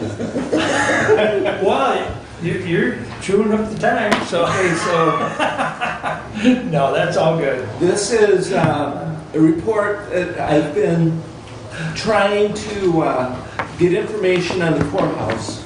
That project has been on hold, and I've been trying to push it along the best I possibly can. So Judge Lisney has had meetings with SCAO, the State Court Administrator's Office, and SCAO in Lansing has been working on their recommendation. They met with the 3 judges several weeks ago. They took the information back to their office. They have worked on their recommendation, and just in this last week have sent it to Head Judge Lisney. Judge Lisney forwarded it to me, and we are currently scheduling a meeting between her and I to go over the memorandum and the floor plan. But just briefly to give you some of the SCAO recommendations. Point 1, the county should keep the district court in the annex building and renovate the space to meet security standards. 2, the probate judge's chambers should move to the 2nd floor adjacent to the courtroom. Side note on that, when SCAO did their floor plan, SCAO removed the wall. And so we will have that discussion that the Board of Commissioners has decided to the wall stays. Yes, on the second floor, they removed the wall. On the second, they're talking about, So they're saying move the probate judge's office to the second floor. when they talk about different floors, they're talking about the wall that we've already decided that is staying. And when they drew their floor plan, they removed it. So we'll have that discussion too. The county clerk's office should gain additional space on the floor by expanding to the office formerly held by the treasurer. The juvenile referee should move to the space currently occupied by the probate judge. They recommend also the courthouse and annex buildings be weapons-free as directed by Michigan Supreme Court. They have Order 2001-1. So that's just a sample of the recommendations that have come. Judge Lizzie and I will have a meeting to discuss these items. We will also go over the floor plan, and ultimately we shall see. We shall see. But right now, there is no hard, fast decision because we have just received these recommendations and have not had a chance to discuss them. But that is an update on that. Now that the recommendations are backed up, we need to get this thing back moving so that, number one, Randy can finish so that he can get to the other projects, Yeah. number one. Number two, that we can do what we need to the annex so that we can rent space out. This is not. Message received. So, Got it. July 2nd. all right, anything else? That completes my report for today. Very good. Any questions for Doug? Can you send that report Comment out? about parenthetically. That Yes. scale Has it been report? resolved? Yes. Okay. Was it, Okay. okay, here. Dates back to that. We've got a sidebar here. It was still on. But that's a your letter. That's what I want you to understand. I understand that, but I also don't know when the print is. That's true. You're up, Kathy. All right, right, quit distracting me. Joking. All right, okay. You want to take care of your 2 action items first, please? Yes. Okay, I was just checking, see who's in the, let me pull my action items up. Okay. All right. Resolution 21075. To the Honorable Board of Commissioners, we recommend payment of $4,424, 56%, which covers the period of January 1st, 2021 through December 31st, 2021 to Broadspire Services, P.O. Box 404579, Atlanta, Georgia 30384-4579, for the county share of third-party service fees and reinsurance premium for the self-insured workers' compensation program for the fiscal year 2021. The balance of $3,476, 44%, will be paid by the Hillsdale County Medical Care Facility. We further recommend payment of $4,424 to be taken from the Workman's Comp budget account, number 101.00.07.871.995. Respectfully submitted, Kathleen Schmidt, Chair, Budget Committee. Support. Moved and supported. Is there questions or comments?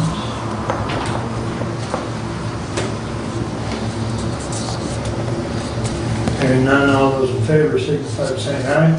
Aye. Opposed, same sign. Passes 5-0. Thank you. Please continue. All right, Resolution 21076, to the Honorable Board of Commissioners, we recommend payment of the first installment of $4,424, 56%, which covers the period January 1st, 2021 through December 31st, 2021, to Broadspire Services, Inc., P.O. Box 404579, Atlanta, Georgia 30384-4579, for the county share of third-party service fees and reinsurance premium for the self-insured working compensation program for the fiscal year 2021. The balance of $3,476, 44%, will be paid by the Hillsdale County Medical Care Facility. We further recommend that $4,424 be taken from the workers' compensation budget account, 101.00.871.995. This payment was made January 12th, 2021. Respectfully submitted, Kathleen Schmidt, Chair, Budget Committee. Support. This one, Stephanie brought to my attention that usually is done by resolution. She paid the bill in January, and we didn't have the resolution, so she's bringing it now to put forth. She also realized that the medical care wasn't charged for their portion of it. We paid all of it, and so she has been in contact with them, and my understanding is they are or have reimbursed us that much. Okay. All right. The one question I would have on this is this a semi-annual payment? Because from the invoice you included, it doesn't say a semi-annual payment. So how does that work? Semi-annually. Okay. Because the invoice, I don't know if anybody else noticed it, but on the invoice you did include, it doesn't say a semi-annual payment. It just says an amount, and the claim of service fee is again for the whole entire year. So that's why I'm just verifying. That's the way they do it. Okay, so it is a semi-annual payment, and that's the way we paid $7,900 semi-annually last year as well. I have to double check, but I'm pretty sure that's the steps. Okay.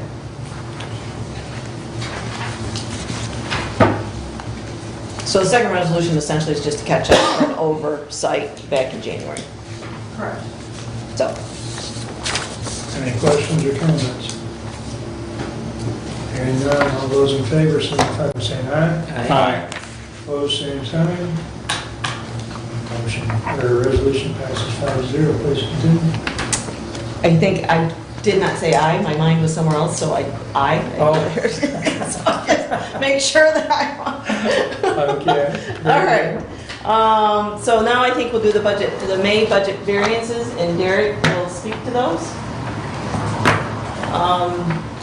Just so you know, we're doing the May because last month with doing the audit, Derek was busy and didn't have them done, which is fine. And then the next meeting we'll do the June's budget variances. So. They might need a copy.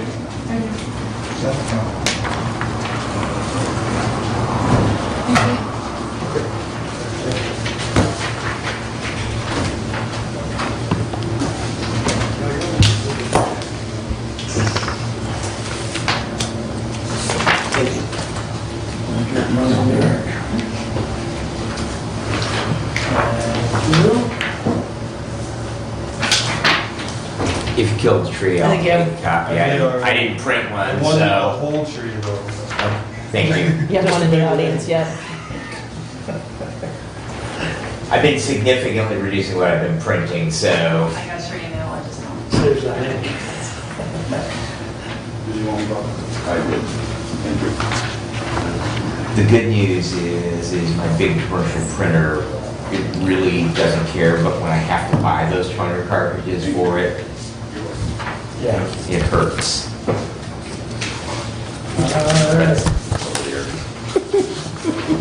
Feeling my pain. All right, so the one sheet is front and back. That's the expenditure report for each department or activity. I've highlighted ones that have used more than 41.67% of their budget through May. 41.67 is 5/12. Jury board is the first one, and you see they have a very small budget, and the majority of their budget is postage, which they have used all of their postage to load the postage meter. So I wouldn't expect they would have much more expense the rest of the year. The next one is the finance department, which is my department. It's mainly driven by there being 11 pays through May, 11 out of 26, so it's not monthly, it's a little different, right?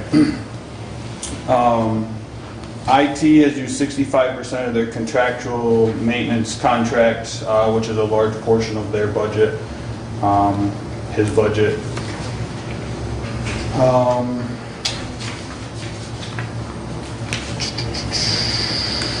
Buildings and grounds, they have spent quite a bit at the jail of maintenance. They've used more than what was budgeted for jail maintenance out there. I still suspect at the end of the year that budget will still be in line, as they'll be underspent in a couple other situations. But potentially that's at risk to be over budget because of that. The bus garage is mostly utilities, and they've paid 6 months. I think the two main utilities are BPU and refuse. So it's just because it's paying in advance. County office building. That's this building. They've used all of their maintenance budget that was budgeted on this building. So depending on how much maintenance happens in the last 6 months will determine how much they're over budget. If there's none, they probably won't be. It's a fairly small budget, only $29,900. And a lot of these ones you see that are over are smaller budgets because they don't handle the fluctuation as well in costs. Road and traffic is a grant. I believe it's about a 66% reimbursement rate. So if they are over budget, we get a portion of that picked up in the revenue side. But one of the driving forces on being over budget is because there's 11 pays through 11 of 26 pays. Also, we are picking up a few additional costs for reimbursement that we weren't last year and that was not budgeted. Namely, health insurance is getting reimbursed through that grant, and at one point it was not.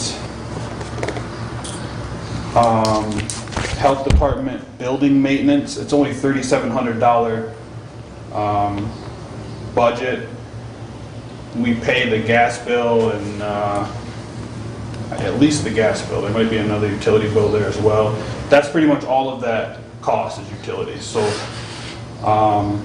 the fluctuation depends on what we're paying there. So it's at risk to be over budget, but again, it's only a $3,700 budget.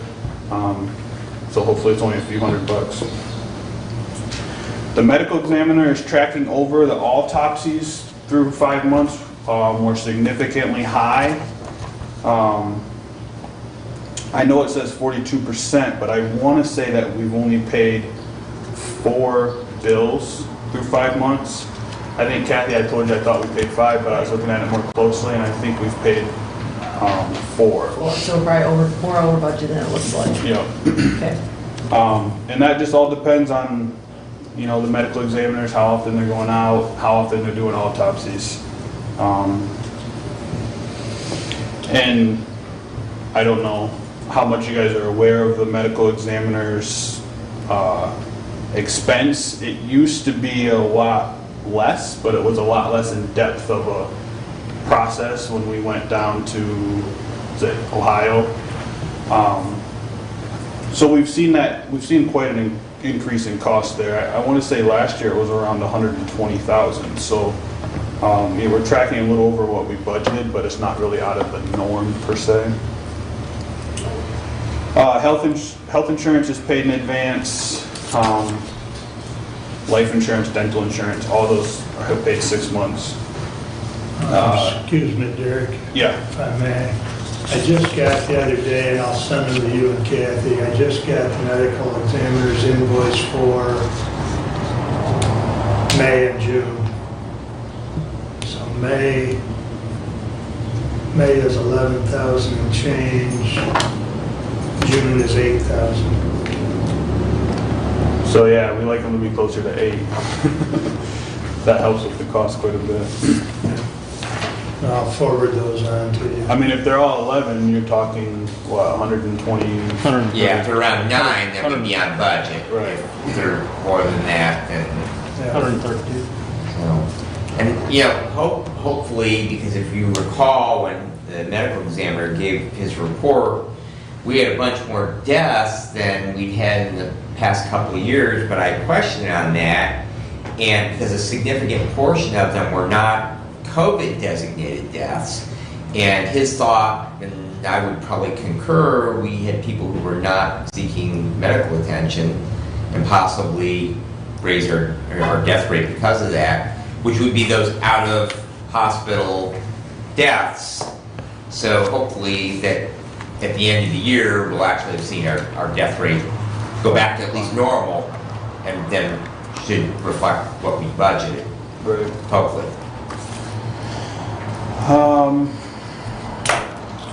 Miscellaneous, that is mostly what we pay Kiwanis for the flags.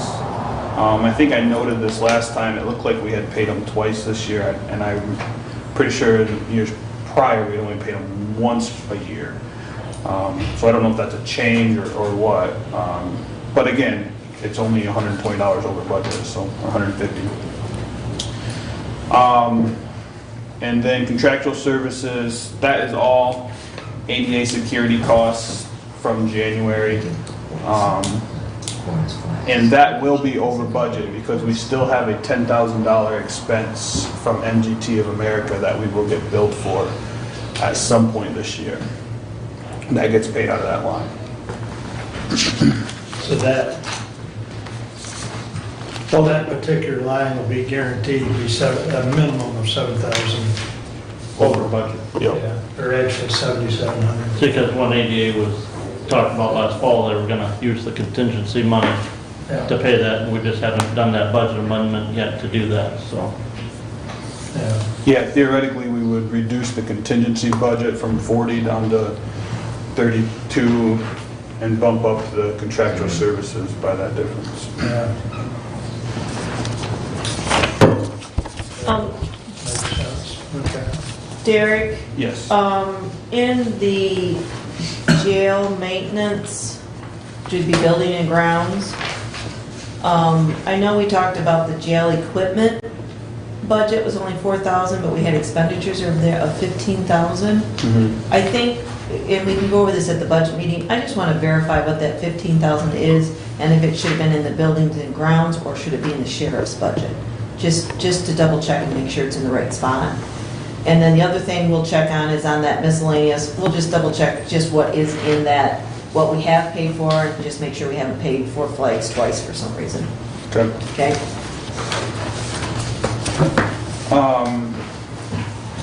The revenue side, I don't plan on going through every line, but if you have questions, you can let me know. I'll just go over the summary page. So our revenues are all broken down into different categories.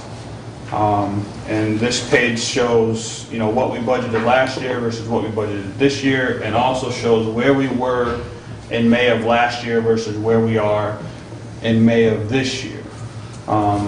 In most categories, we've collected more this year through May than we did last year through May. Honestly, one of the driving forces is COVID. We were shut down a lot last year. The courts were closed, and those are a big source of revenue for us. So we should see an uptick. Another driving force is the Register of Deeds office has brought in a lot of money so far this year, and I think you can see that on page 2.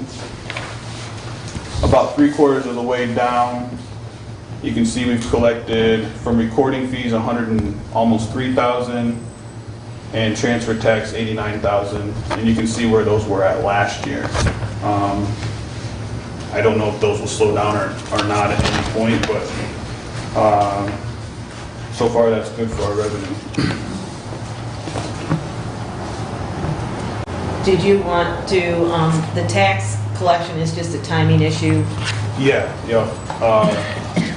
So with the taxes, they all get recorded when we receipt them into a 701 and then transferred to the general fund or to the appropriate funds. And this time last year, there was a transfer that had been made, and that journal entry has not been done yet this year. That's the only reason for that discrepancy from this year versus last.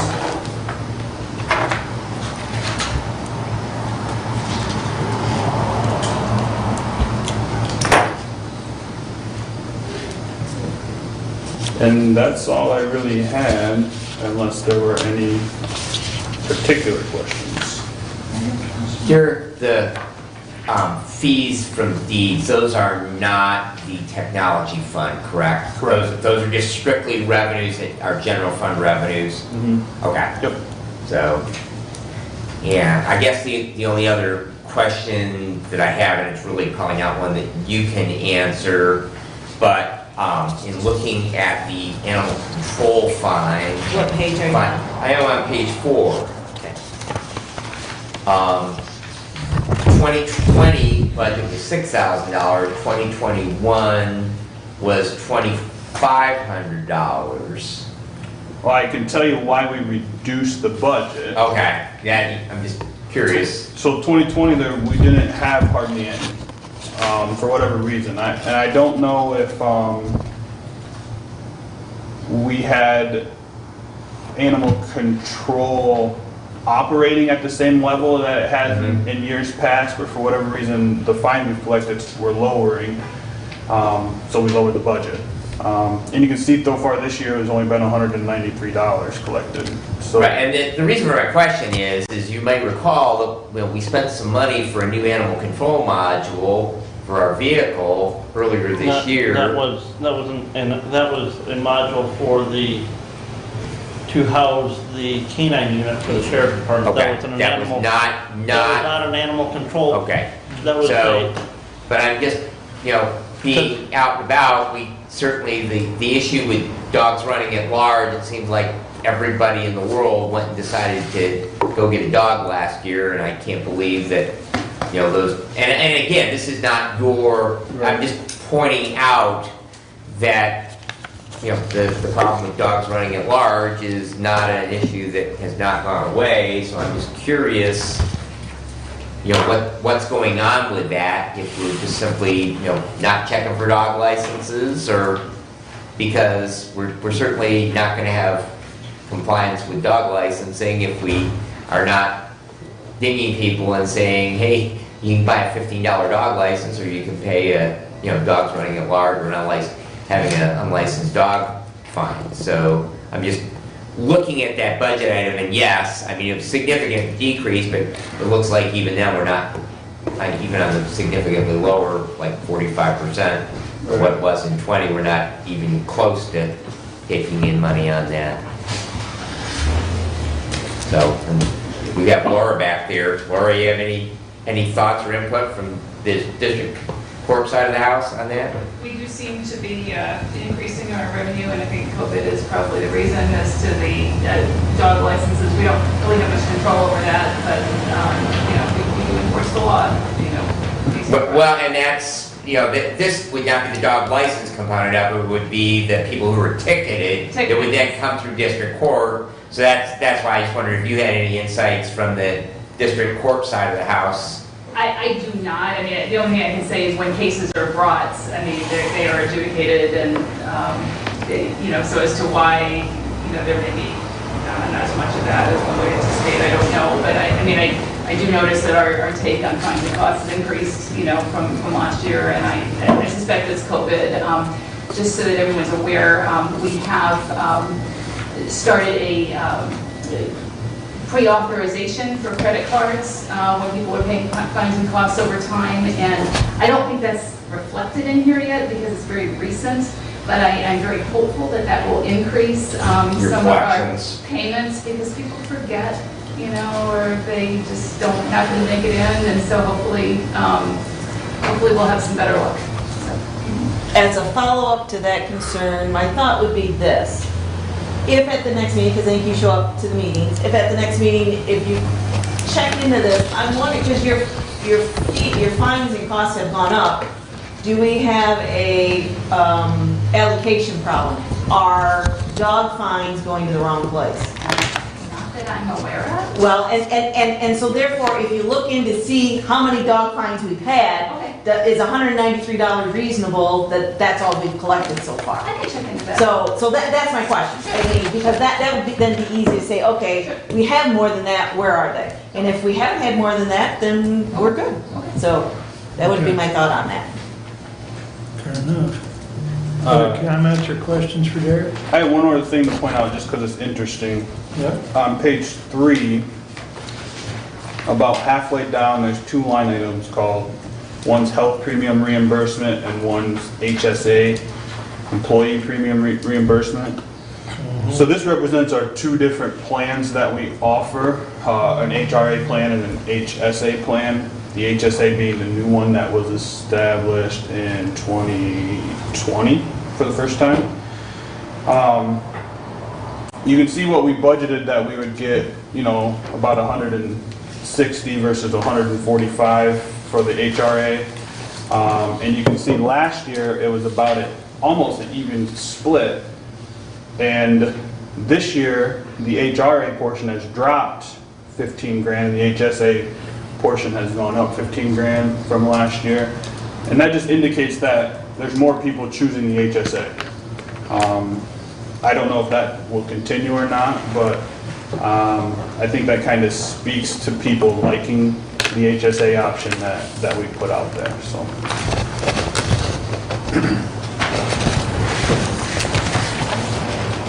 If there's no more questions regarding this, there's a couple of things I'd like to ask Derek at this point. Do we want to set a meeting up, a budget meeting between Brent, Derek, and I, or do you want Brent and I to come down after the meeting and talk to you? I think if we set something up, I could try to do a rest of the year projection as of right now. Probably take me about a day to get it done. So after this meeting, Brent and I will come down and talk to you and get it on our calendars. Is that okay? Will you be at lunch? That's kind of where I'm.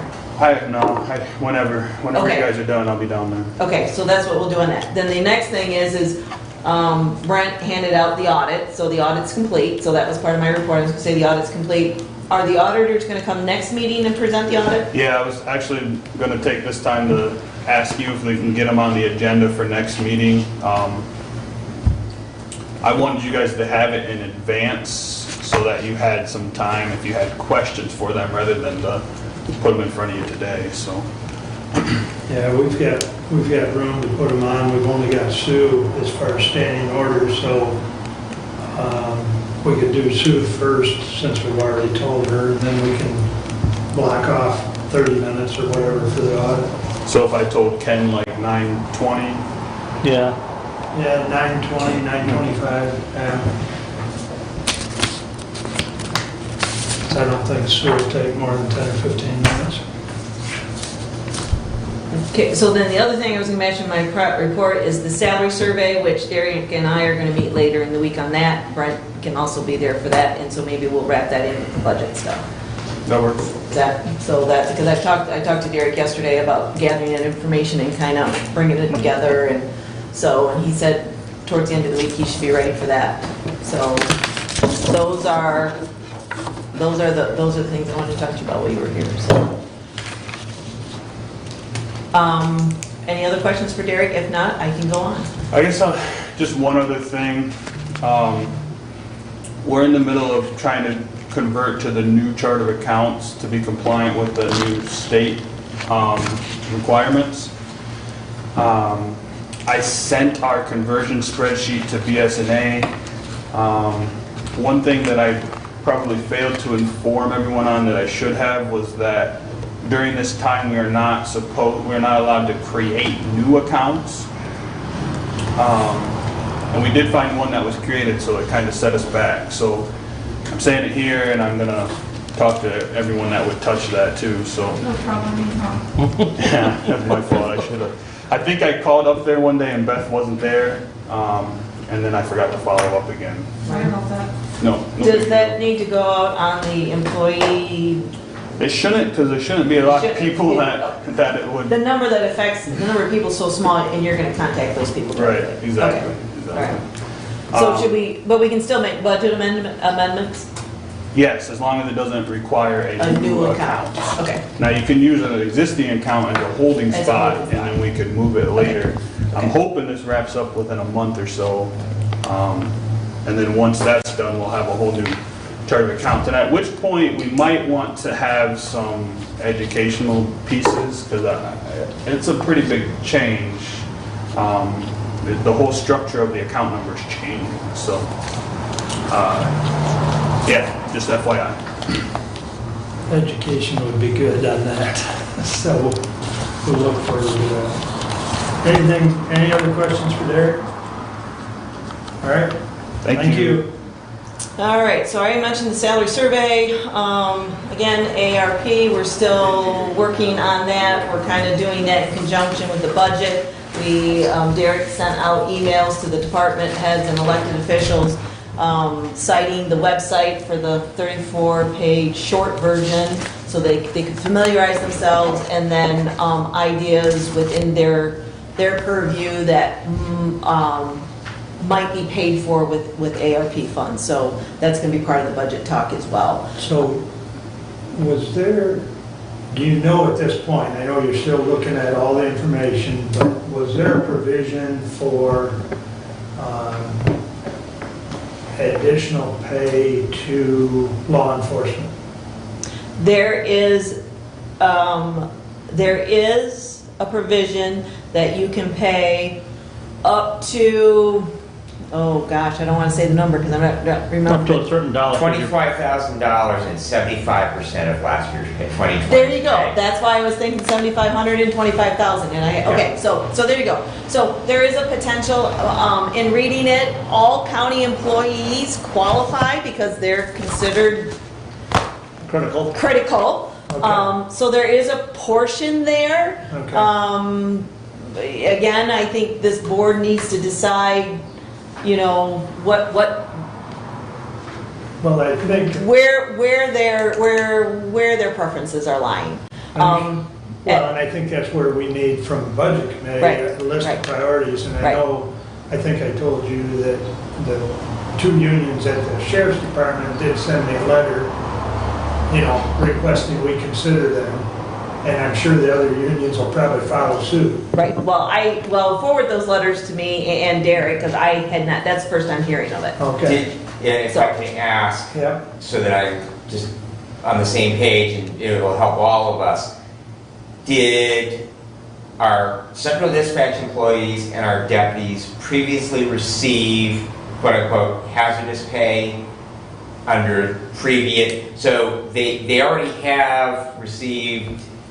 I don't recall, Brad, if we did for 911. I know we did for the sheriff's department. Okay.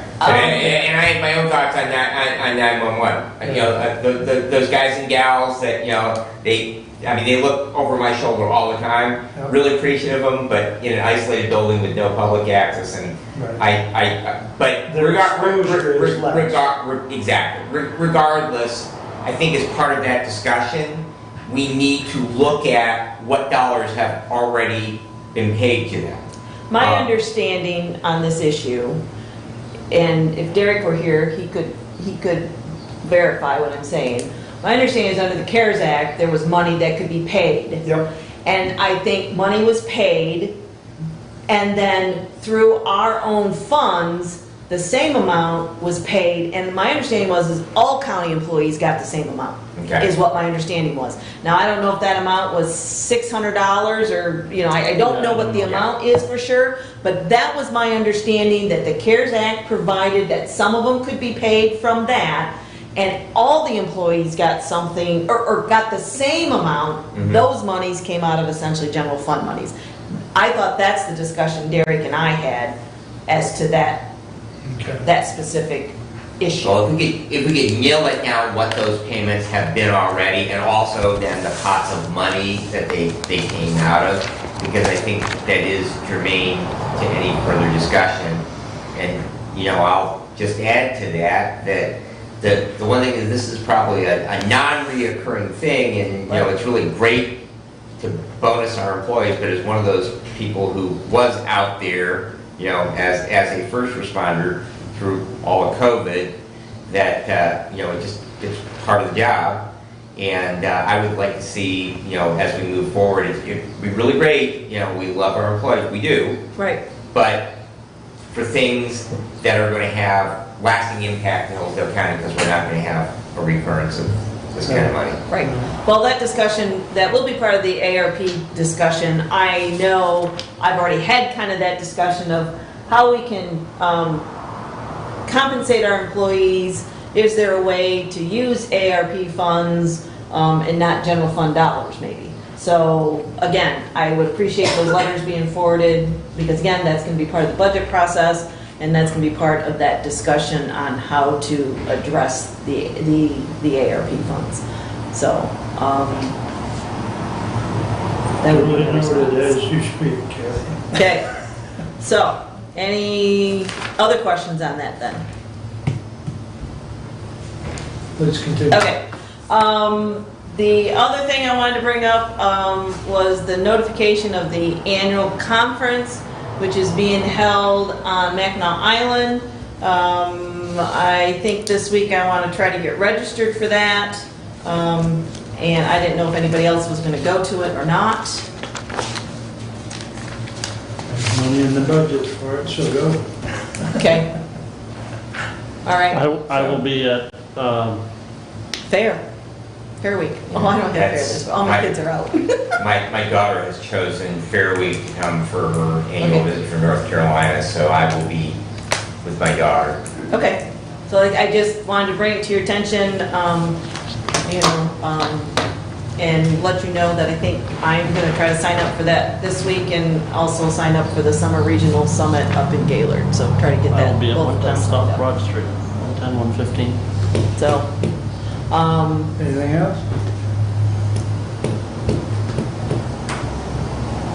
no, just other than your monthly expense reports were sent to the clerk's office? Yes? Yeah.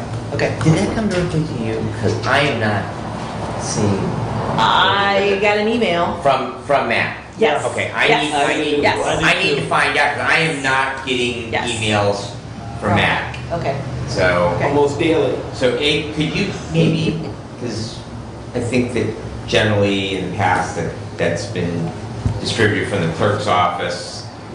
I'm getting the magazine now that they're started publishing it again. I got mine last. So yeah, so Marty and I both sent, you know, everybody's information okay, out. but I am not getting.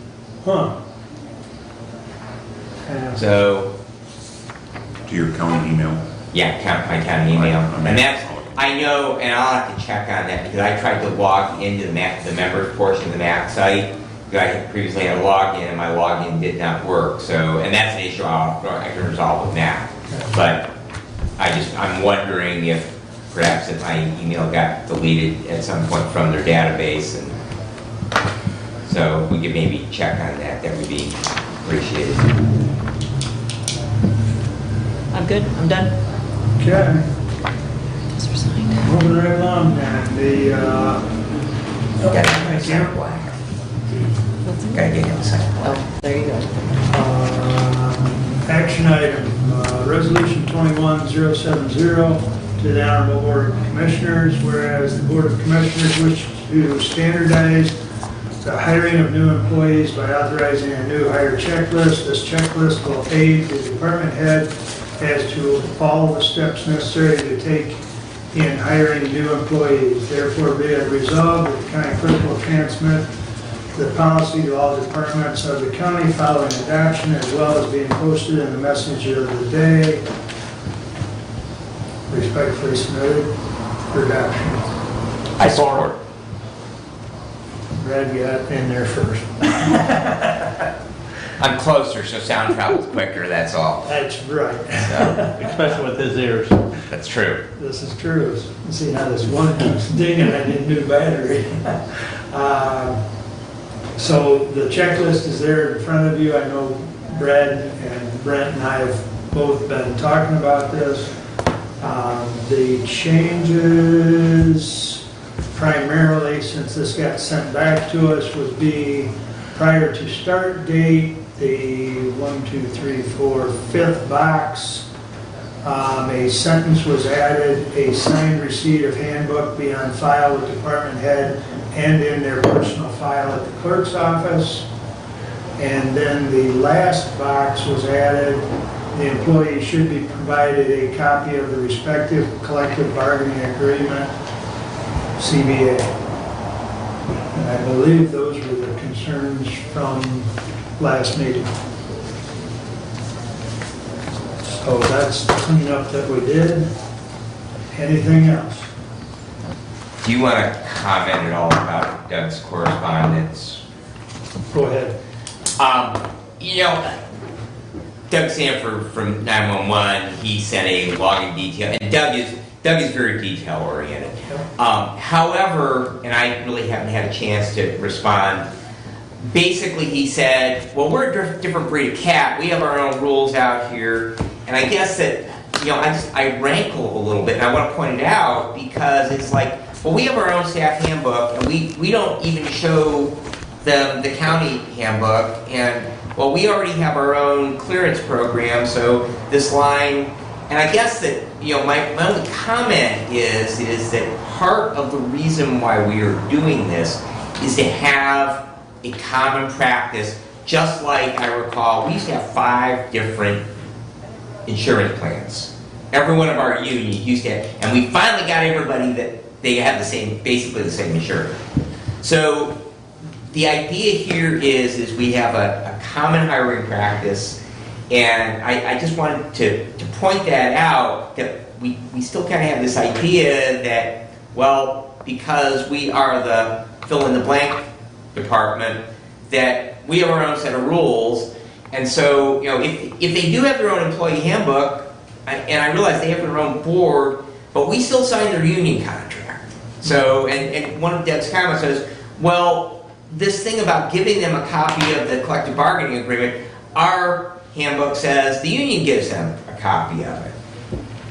So I just want to have that we're county employees, we have a common process. The courts understood that and I know there's some work being done to make sure that our handbooks are relatively the same, but understood that the courts do function in their own universe, fully embrace that, but that we do have a common practice across the board for all of our employees. And I just wanted to bring that, and if anyone would like to see that email from Doug, I'll be happy to share it with you. But I rankled a little bit about that, just simply because the whole idea of this was to get everybody on the same page and to have a common practice.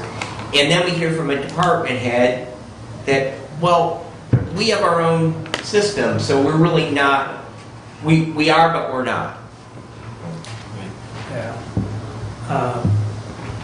It's, as you scroll through And Doug is very detail oriented, like you said, but it's like 2 full screens on the iPad, so it's a very lengthy email.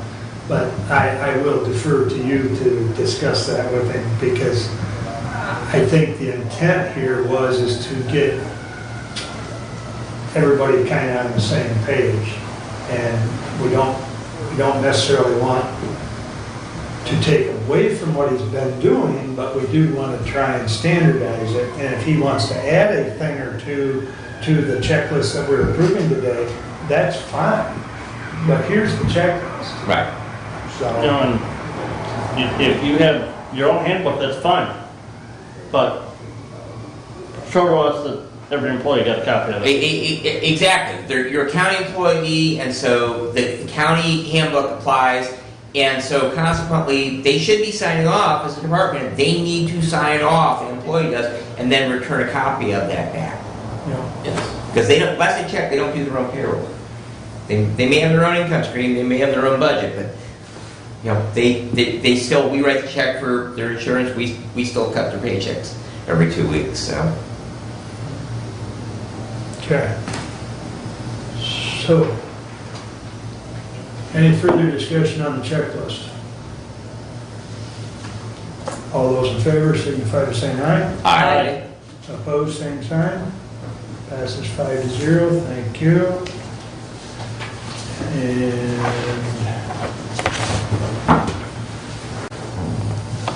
thank you.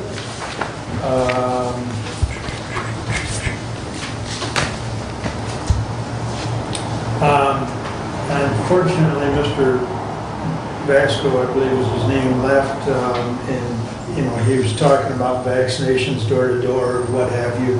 I did email Becky, even though she's on vacation, and she replied back to me. She was actually at a statewide health officers meeting yesterday, and she replied, it was late last night when I got a reply from her, but she indicated that at their statewide meeting, there was no mention whatsoever of local, state, or federal door-to-door vaccine, you know, push. And so her and I exchanged a couple quick emails last night, and it sounds like a lot of this that he spoke about is being driven by a rumor. And that's our assumption. So, you know, and I spoke to him yesterday on the phone, and I told him that the health department hasn't heard anything about this. We haven't heard anything as a board, haven't heard anything about anybody going door to door. I do know that the health department's mobile clinic is making home visits. If people request it. If they request it. That's the only reason that van's pulling in your driveway. And that's been primarily for people that are homebound, that have not had an opportunity to get not only the COVID vaccine, but any one other of the other shots that the health department can provide, and that's by appointment. So, Or they'll be out at certain community events with that Right. van, so. right. I know this last weekend, I believe they were at a festival of some sort in Sturgis, I believe. So anyways, unfortunately, he left, but I did have a response from Becky on that. Mark, Yes. if I can ask a question, because Becky's talking about a door-to-door vaccination proposal, Yeah. which my understanding, what he said was a door-to-door to find out if you've been vaccinated. So I haven't, for the last 2 weeks, I haven't been listening to the national news so much.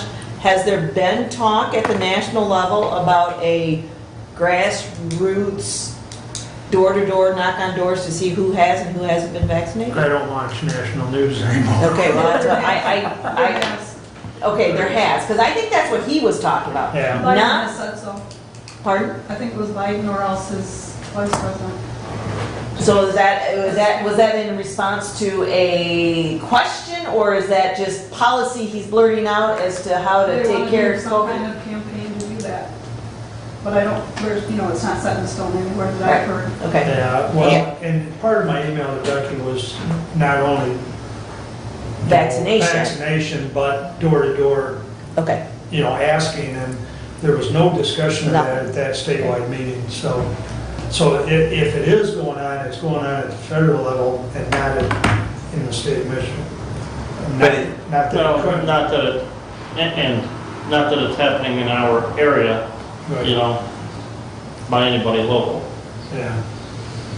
But as part of that discussion, two things. Remember, the U.S. Census Department, they send you, every 10 years, a whole list of questions. The only thing that is authorized for them, that you are legally obligated, is there are this number of people that live in this house. Everything else, you are volunteering. You have no legal obligation to answer that question. So if somebody comes and knocks at your door, you have no legal obligation to talk to them. So, and the Fourth Amendment does protect you already in that regard. You don't have to answer anybody's questions. If they have a warrant, well, they can still, they can have a warrant, but what are they You warrant have the going to be right, for? the Fifth Amendment provides you the right against self-incrimination, so you have the right to remain silent. Exactly. So, nothing changes in that. Right. Well, as you know, the rumor mill can run crazy. The velocity of information today is incredible. Yep, yep. That's stories about salmon farms. Well, That was everybody talking in the coffee shop this week. let's see, I will read Terry's report before we get swimming down the river into the salmon. Medical care facility, Terry says, good morning, weekly testing of all unvaccinated, and by the way, I did forward this to you and Jody, so. Weekly testing of all unvaccinated staff continues to return negative. All incoming residents and new staff are being given the opportunity to receive the vaccine. Note the word opportunity. The facility is working closely with Branch, Hillsdale, St. Joe Health Agency and their mobile vaccination unit to provide timely vaccinations to any staff or resident who wishes to receive the vaccine. Resident vaccination rate remains at 93%. Daily screening of all staff and visitors continues at the facility as directed by Michigan Department of Health and Human Services. All visits continue to be scheduled. COVID-19 testing is available upon request for any visitor to the facility. These rapid tests take 15 minutes and are no cost to the visitor. While the Jackson region, Jackson, Hillsdale, and Lenawee, remains at an A risk level, Hillsdale County did see an increase in the positivity rate over the past few days. This morning, the county's positivity rate is 3.3% and has been as low as 0.4%. It is important to note that as the state of Michigan loosens restrictions for the public, many restrictions remain in place for skilled nursing facilities. We watch for new guidance daily from the state of Michigan, CDC, and the Centers for Medicare and Medicaid. New admissions are being taken daily. Certified nursing assistants, CNA, classes are scheduled monthly, and anyone interested in becoming a CNA can call our Human Resources office at 517-439-2833. Respectfully, Terry Esterline. So that's the update from medical care today. VA meeting was also today, which there was a reason that some conflicts in scheduling, so I can't be at two places at one time. So Renee's going to come up actually and give us a report next meeting on how much money that office obtained for veterans in the county last year. It was upwards of $20 million. So, and we can assume a large percentage of that is spent locally. So that office has done a great service for the county's veterans. So, That's all I have unless there's a question. Have you started with the police unions negotiating the retiree health insurance? Yes, okay. So I think the contract said you would do that by the end of this year. Discuss that. We have an opener, yes. Doesn't mean we have to exercise it, but we do have the ability to open that. So Derek and I have got to meet and see what new information we have on the potential for OPEB liability. Because that's really what was driving that conversation. So, but thank you for making my day. That's not a not a thing I want to go back to. But yes.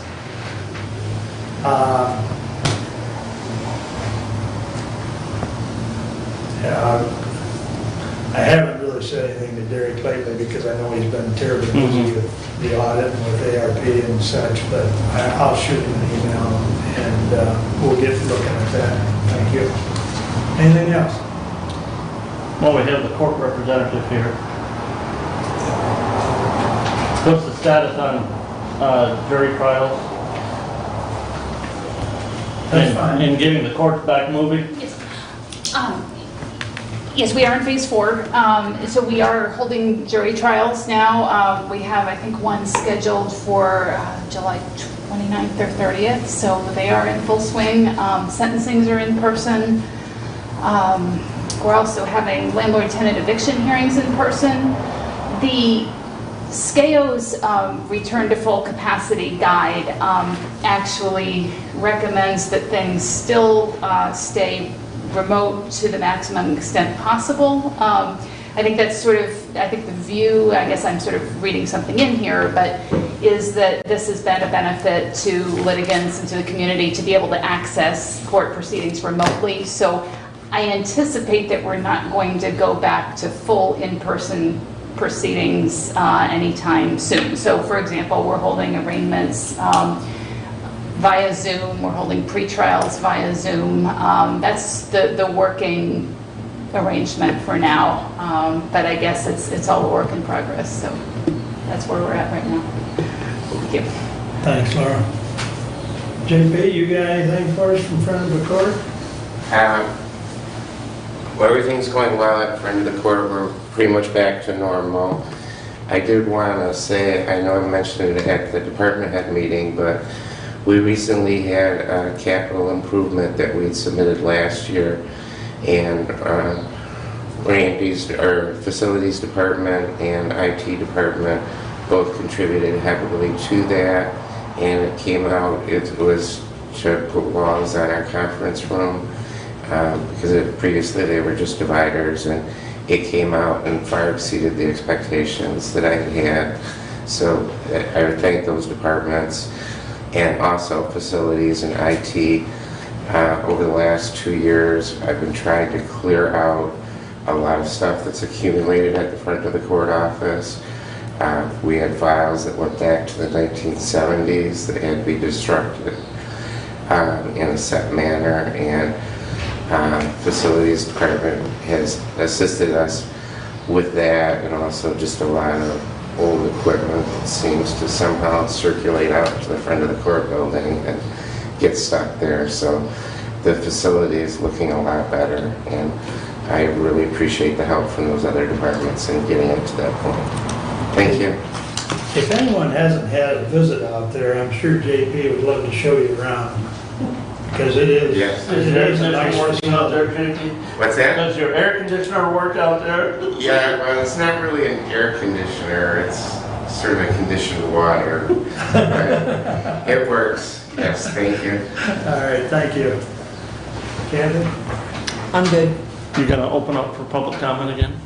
Well, I've got an issue that we need to go into closed session.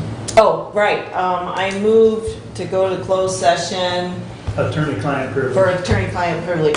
Thank you, forgot about that. I thought you had. I did, totally. Second. Thank you. All in favor, signify by saying aye. Roll call, please, sir. Mr. Chairman. We can do that.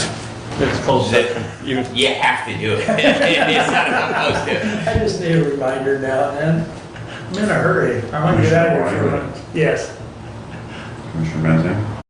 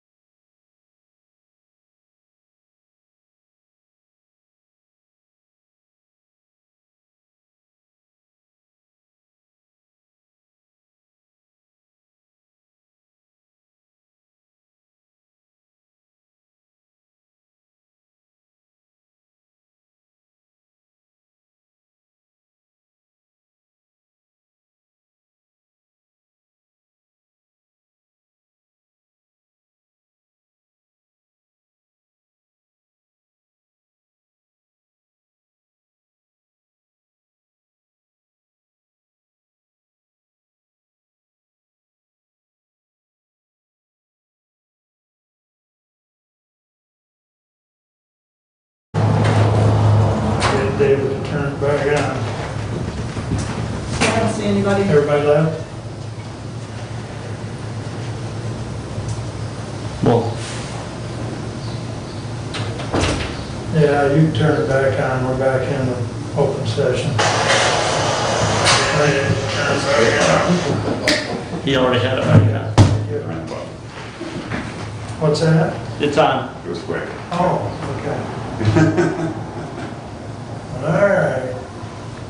Anyways, that brings us up to public comment. Anything to add, Stephanie? Still looking for an employee. Oh, here comes Bob. There's Bob. Bob, you have any additional public comment or public comment? Question for you. I'll try to give you something. Did you get my email on I it? did. We are so busy. I have the paperwork compiled. I just don't have it in a spreadsheet form, so you guys see what you're looking for. Because I don't have time. All right. I've been so busy. What about delinquent tax notes? Did you get that sold? Yes, we did. And I announced that here. It was 0.4% with Century Bank and Trust. Okay. 0.4.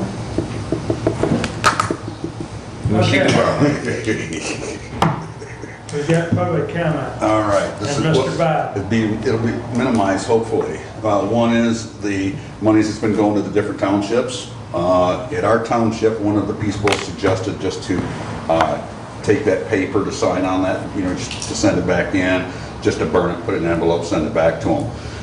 Others have made comments as well. They don't want to be bound knowing full well that there's some idea of getting into all of their accounts, looking at what the hell they did during that duration of time, and that was one of the things that they were mostly focused on. I mean, I've seen people saying that we could have made a mistake, we could have ended up here, or something happened, and gosh, they want to look at everything.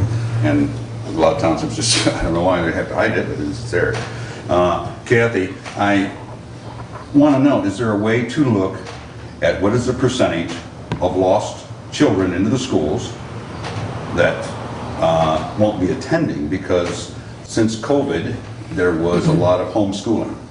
So I'm trying to find that avenue, and if you could suggest it, I'll follow through. Can I comment? Is it all right for her? It's not county, it's As not. long as we're out of here by lunch, or else you're buying lunch. You got, My suggestion would be if you're in Jonesville District, contact the Jonesville Superintendent, see if he has an avenue for you, or if he has numbers. The other person I would contact is the Hillsdale County ISD Superintendent, because I believe they keep track of numbers. I don't know if he'll have exactly the numbers you're looking for, but So- he should be able to maybe send you in the right direction if he and does. and on my last is when did you, or have you gotten recent knowledge about the amount of money that the state is now giving for each child in each school? Did you know about this before March 5th? And that was the question, because the memos, it all started in October of last year in the question to send that to the legislators. And when it got voted in March 5th, there wasn't one person throughout the entirety of all the school boards, and the school board in North Adams that I attended as well, or the one that's over in, whatever the other school was. There's nobody, saying that we knew about it. And yet you want millages as well. So this is why I'm kind of questioning the amount of kids that are returning with the amount of money that they're offering that's already been passed on March 5th, and then later on we're getting hit with millages as well. So I'm kind of like in question. I know the usage for the monies. I'm just saying and referring to him. Nobody said anything about this money. So that's what would be my question if I go to Jonesville and, Okay, well, find out. that's the question for Jonesville. If you're talking about the foundation allowance, the Yep. last, I've just heard No, what the I foundation think allowance is. The March 5th figure is ESSER funds that were approved, additional ESSER funds. But that's education, that's not county business. Right. Right, that's correct, that's correct. So let's keep this on county Yes. business. So I'm gonna get out of here because I was wrong for asking the question. Thank you, Brian. Thank you. You guys have a great afternoon. You too. Thanks, Bob. Additional business. None, Doug? I take that back. I'm sorry. Too late, you missed. I had a nephew leave yesterday from the induction center in Lansing, flying to Great Lakes Naval Academy over on the west side of Lake Michigan. After he is done with basic training, he goes to Frog School in California. Oh my. So, thank you to those veterans and our current active military and those who consider entering that profession. Thank you. Doug? My update is I'm having email conversation right now with the Circuit Court office to schedule a meeting for Judge Lizzie and myself. Okay. So that's in process right now. Very good. Kathy? I'm good. Brad? Couple things, I had a little sidebar with Kathy, but in reference to her comments about the issue with Lifeway, that actually is from a July 2nd of 2020 letter. And the discussion we had was parenthetically in the original document, and I can't answer that question, but that, just for point of information, that has nothing to do with our current discussions. So it just really comes back to that, no, the issue is not settled because we have this list, and Commissioner, I have this list for you. Okay. So, anyways. Thank you everyone who got me the information for the text alerts. Did you, because we had some time. I asked. I know, I saw the email communications about getting into your iPad. I was just following up, seeing. I haven't had a chance to meet with David yet to get that number. Okay. So, like I say, I'm just trying to get that done, and that way everybody will be aware. I did have a text back and forth with the sheriff about the comment that I had on the animal control. He believes that the animal control officer has written far in excess of $193 in animal control citations. He will follow up with courts, and hopefully Laura will do so as well, just to make sure that those dollars are being properly accounted into that budget. Then it's a question of, were there multiple citations issued? Did they take a replay agreement on one and the other one was wiped out in that agreement? So. And that all, but anyways, the sheriff does feel that that number is inaccurate, so he will follow up, and hopefully both he and Laura and I kind of will know a little bit more next time around. And then the last thing I had is it came up today that this is the 4th anniversary of Governor Snyder signing the automatic knife bill, and so I'm carrying my Protect today. It allows for people in the state of Michigan to carry automatic knives and open with a push of a button or turn of a switch. So anyways, thank you, Governor Snyder, for that. It's nice that we have those. And that is all I have. Thank you. It's hard to follow that one up. So standing order for the next meeting will be Sue at 9:10 and Ken Talsma from Anderson Chapman. Anderson. Thank you. Drew Blank. He'll be on at 9:25. I've already confirmed that with Marnie, so the agenda is started. And just to share with you 2 things to make your day better. Do not watch the news and stay off the bathroom skids. And with that, I'll close. Thank you all. We are adjourned. We gotta go down and talk to Derek. Yeah.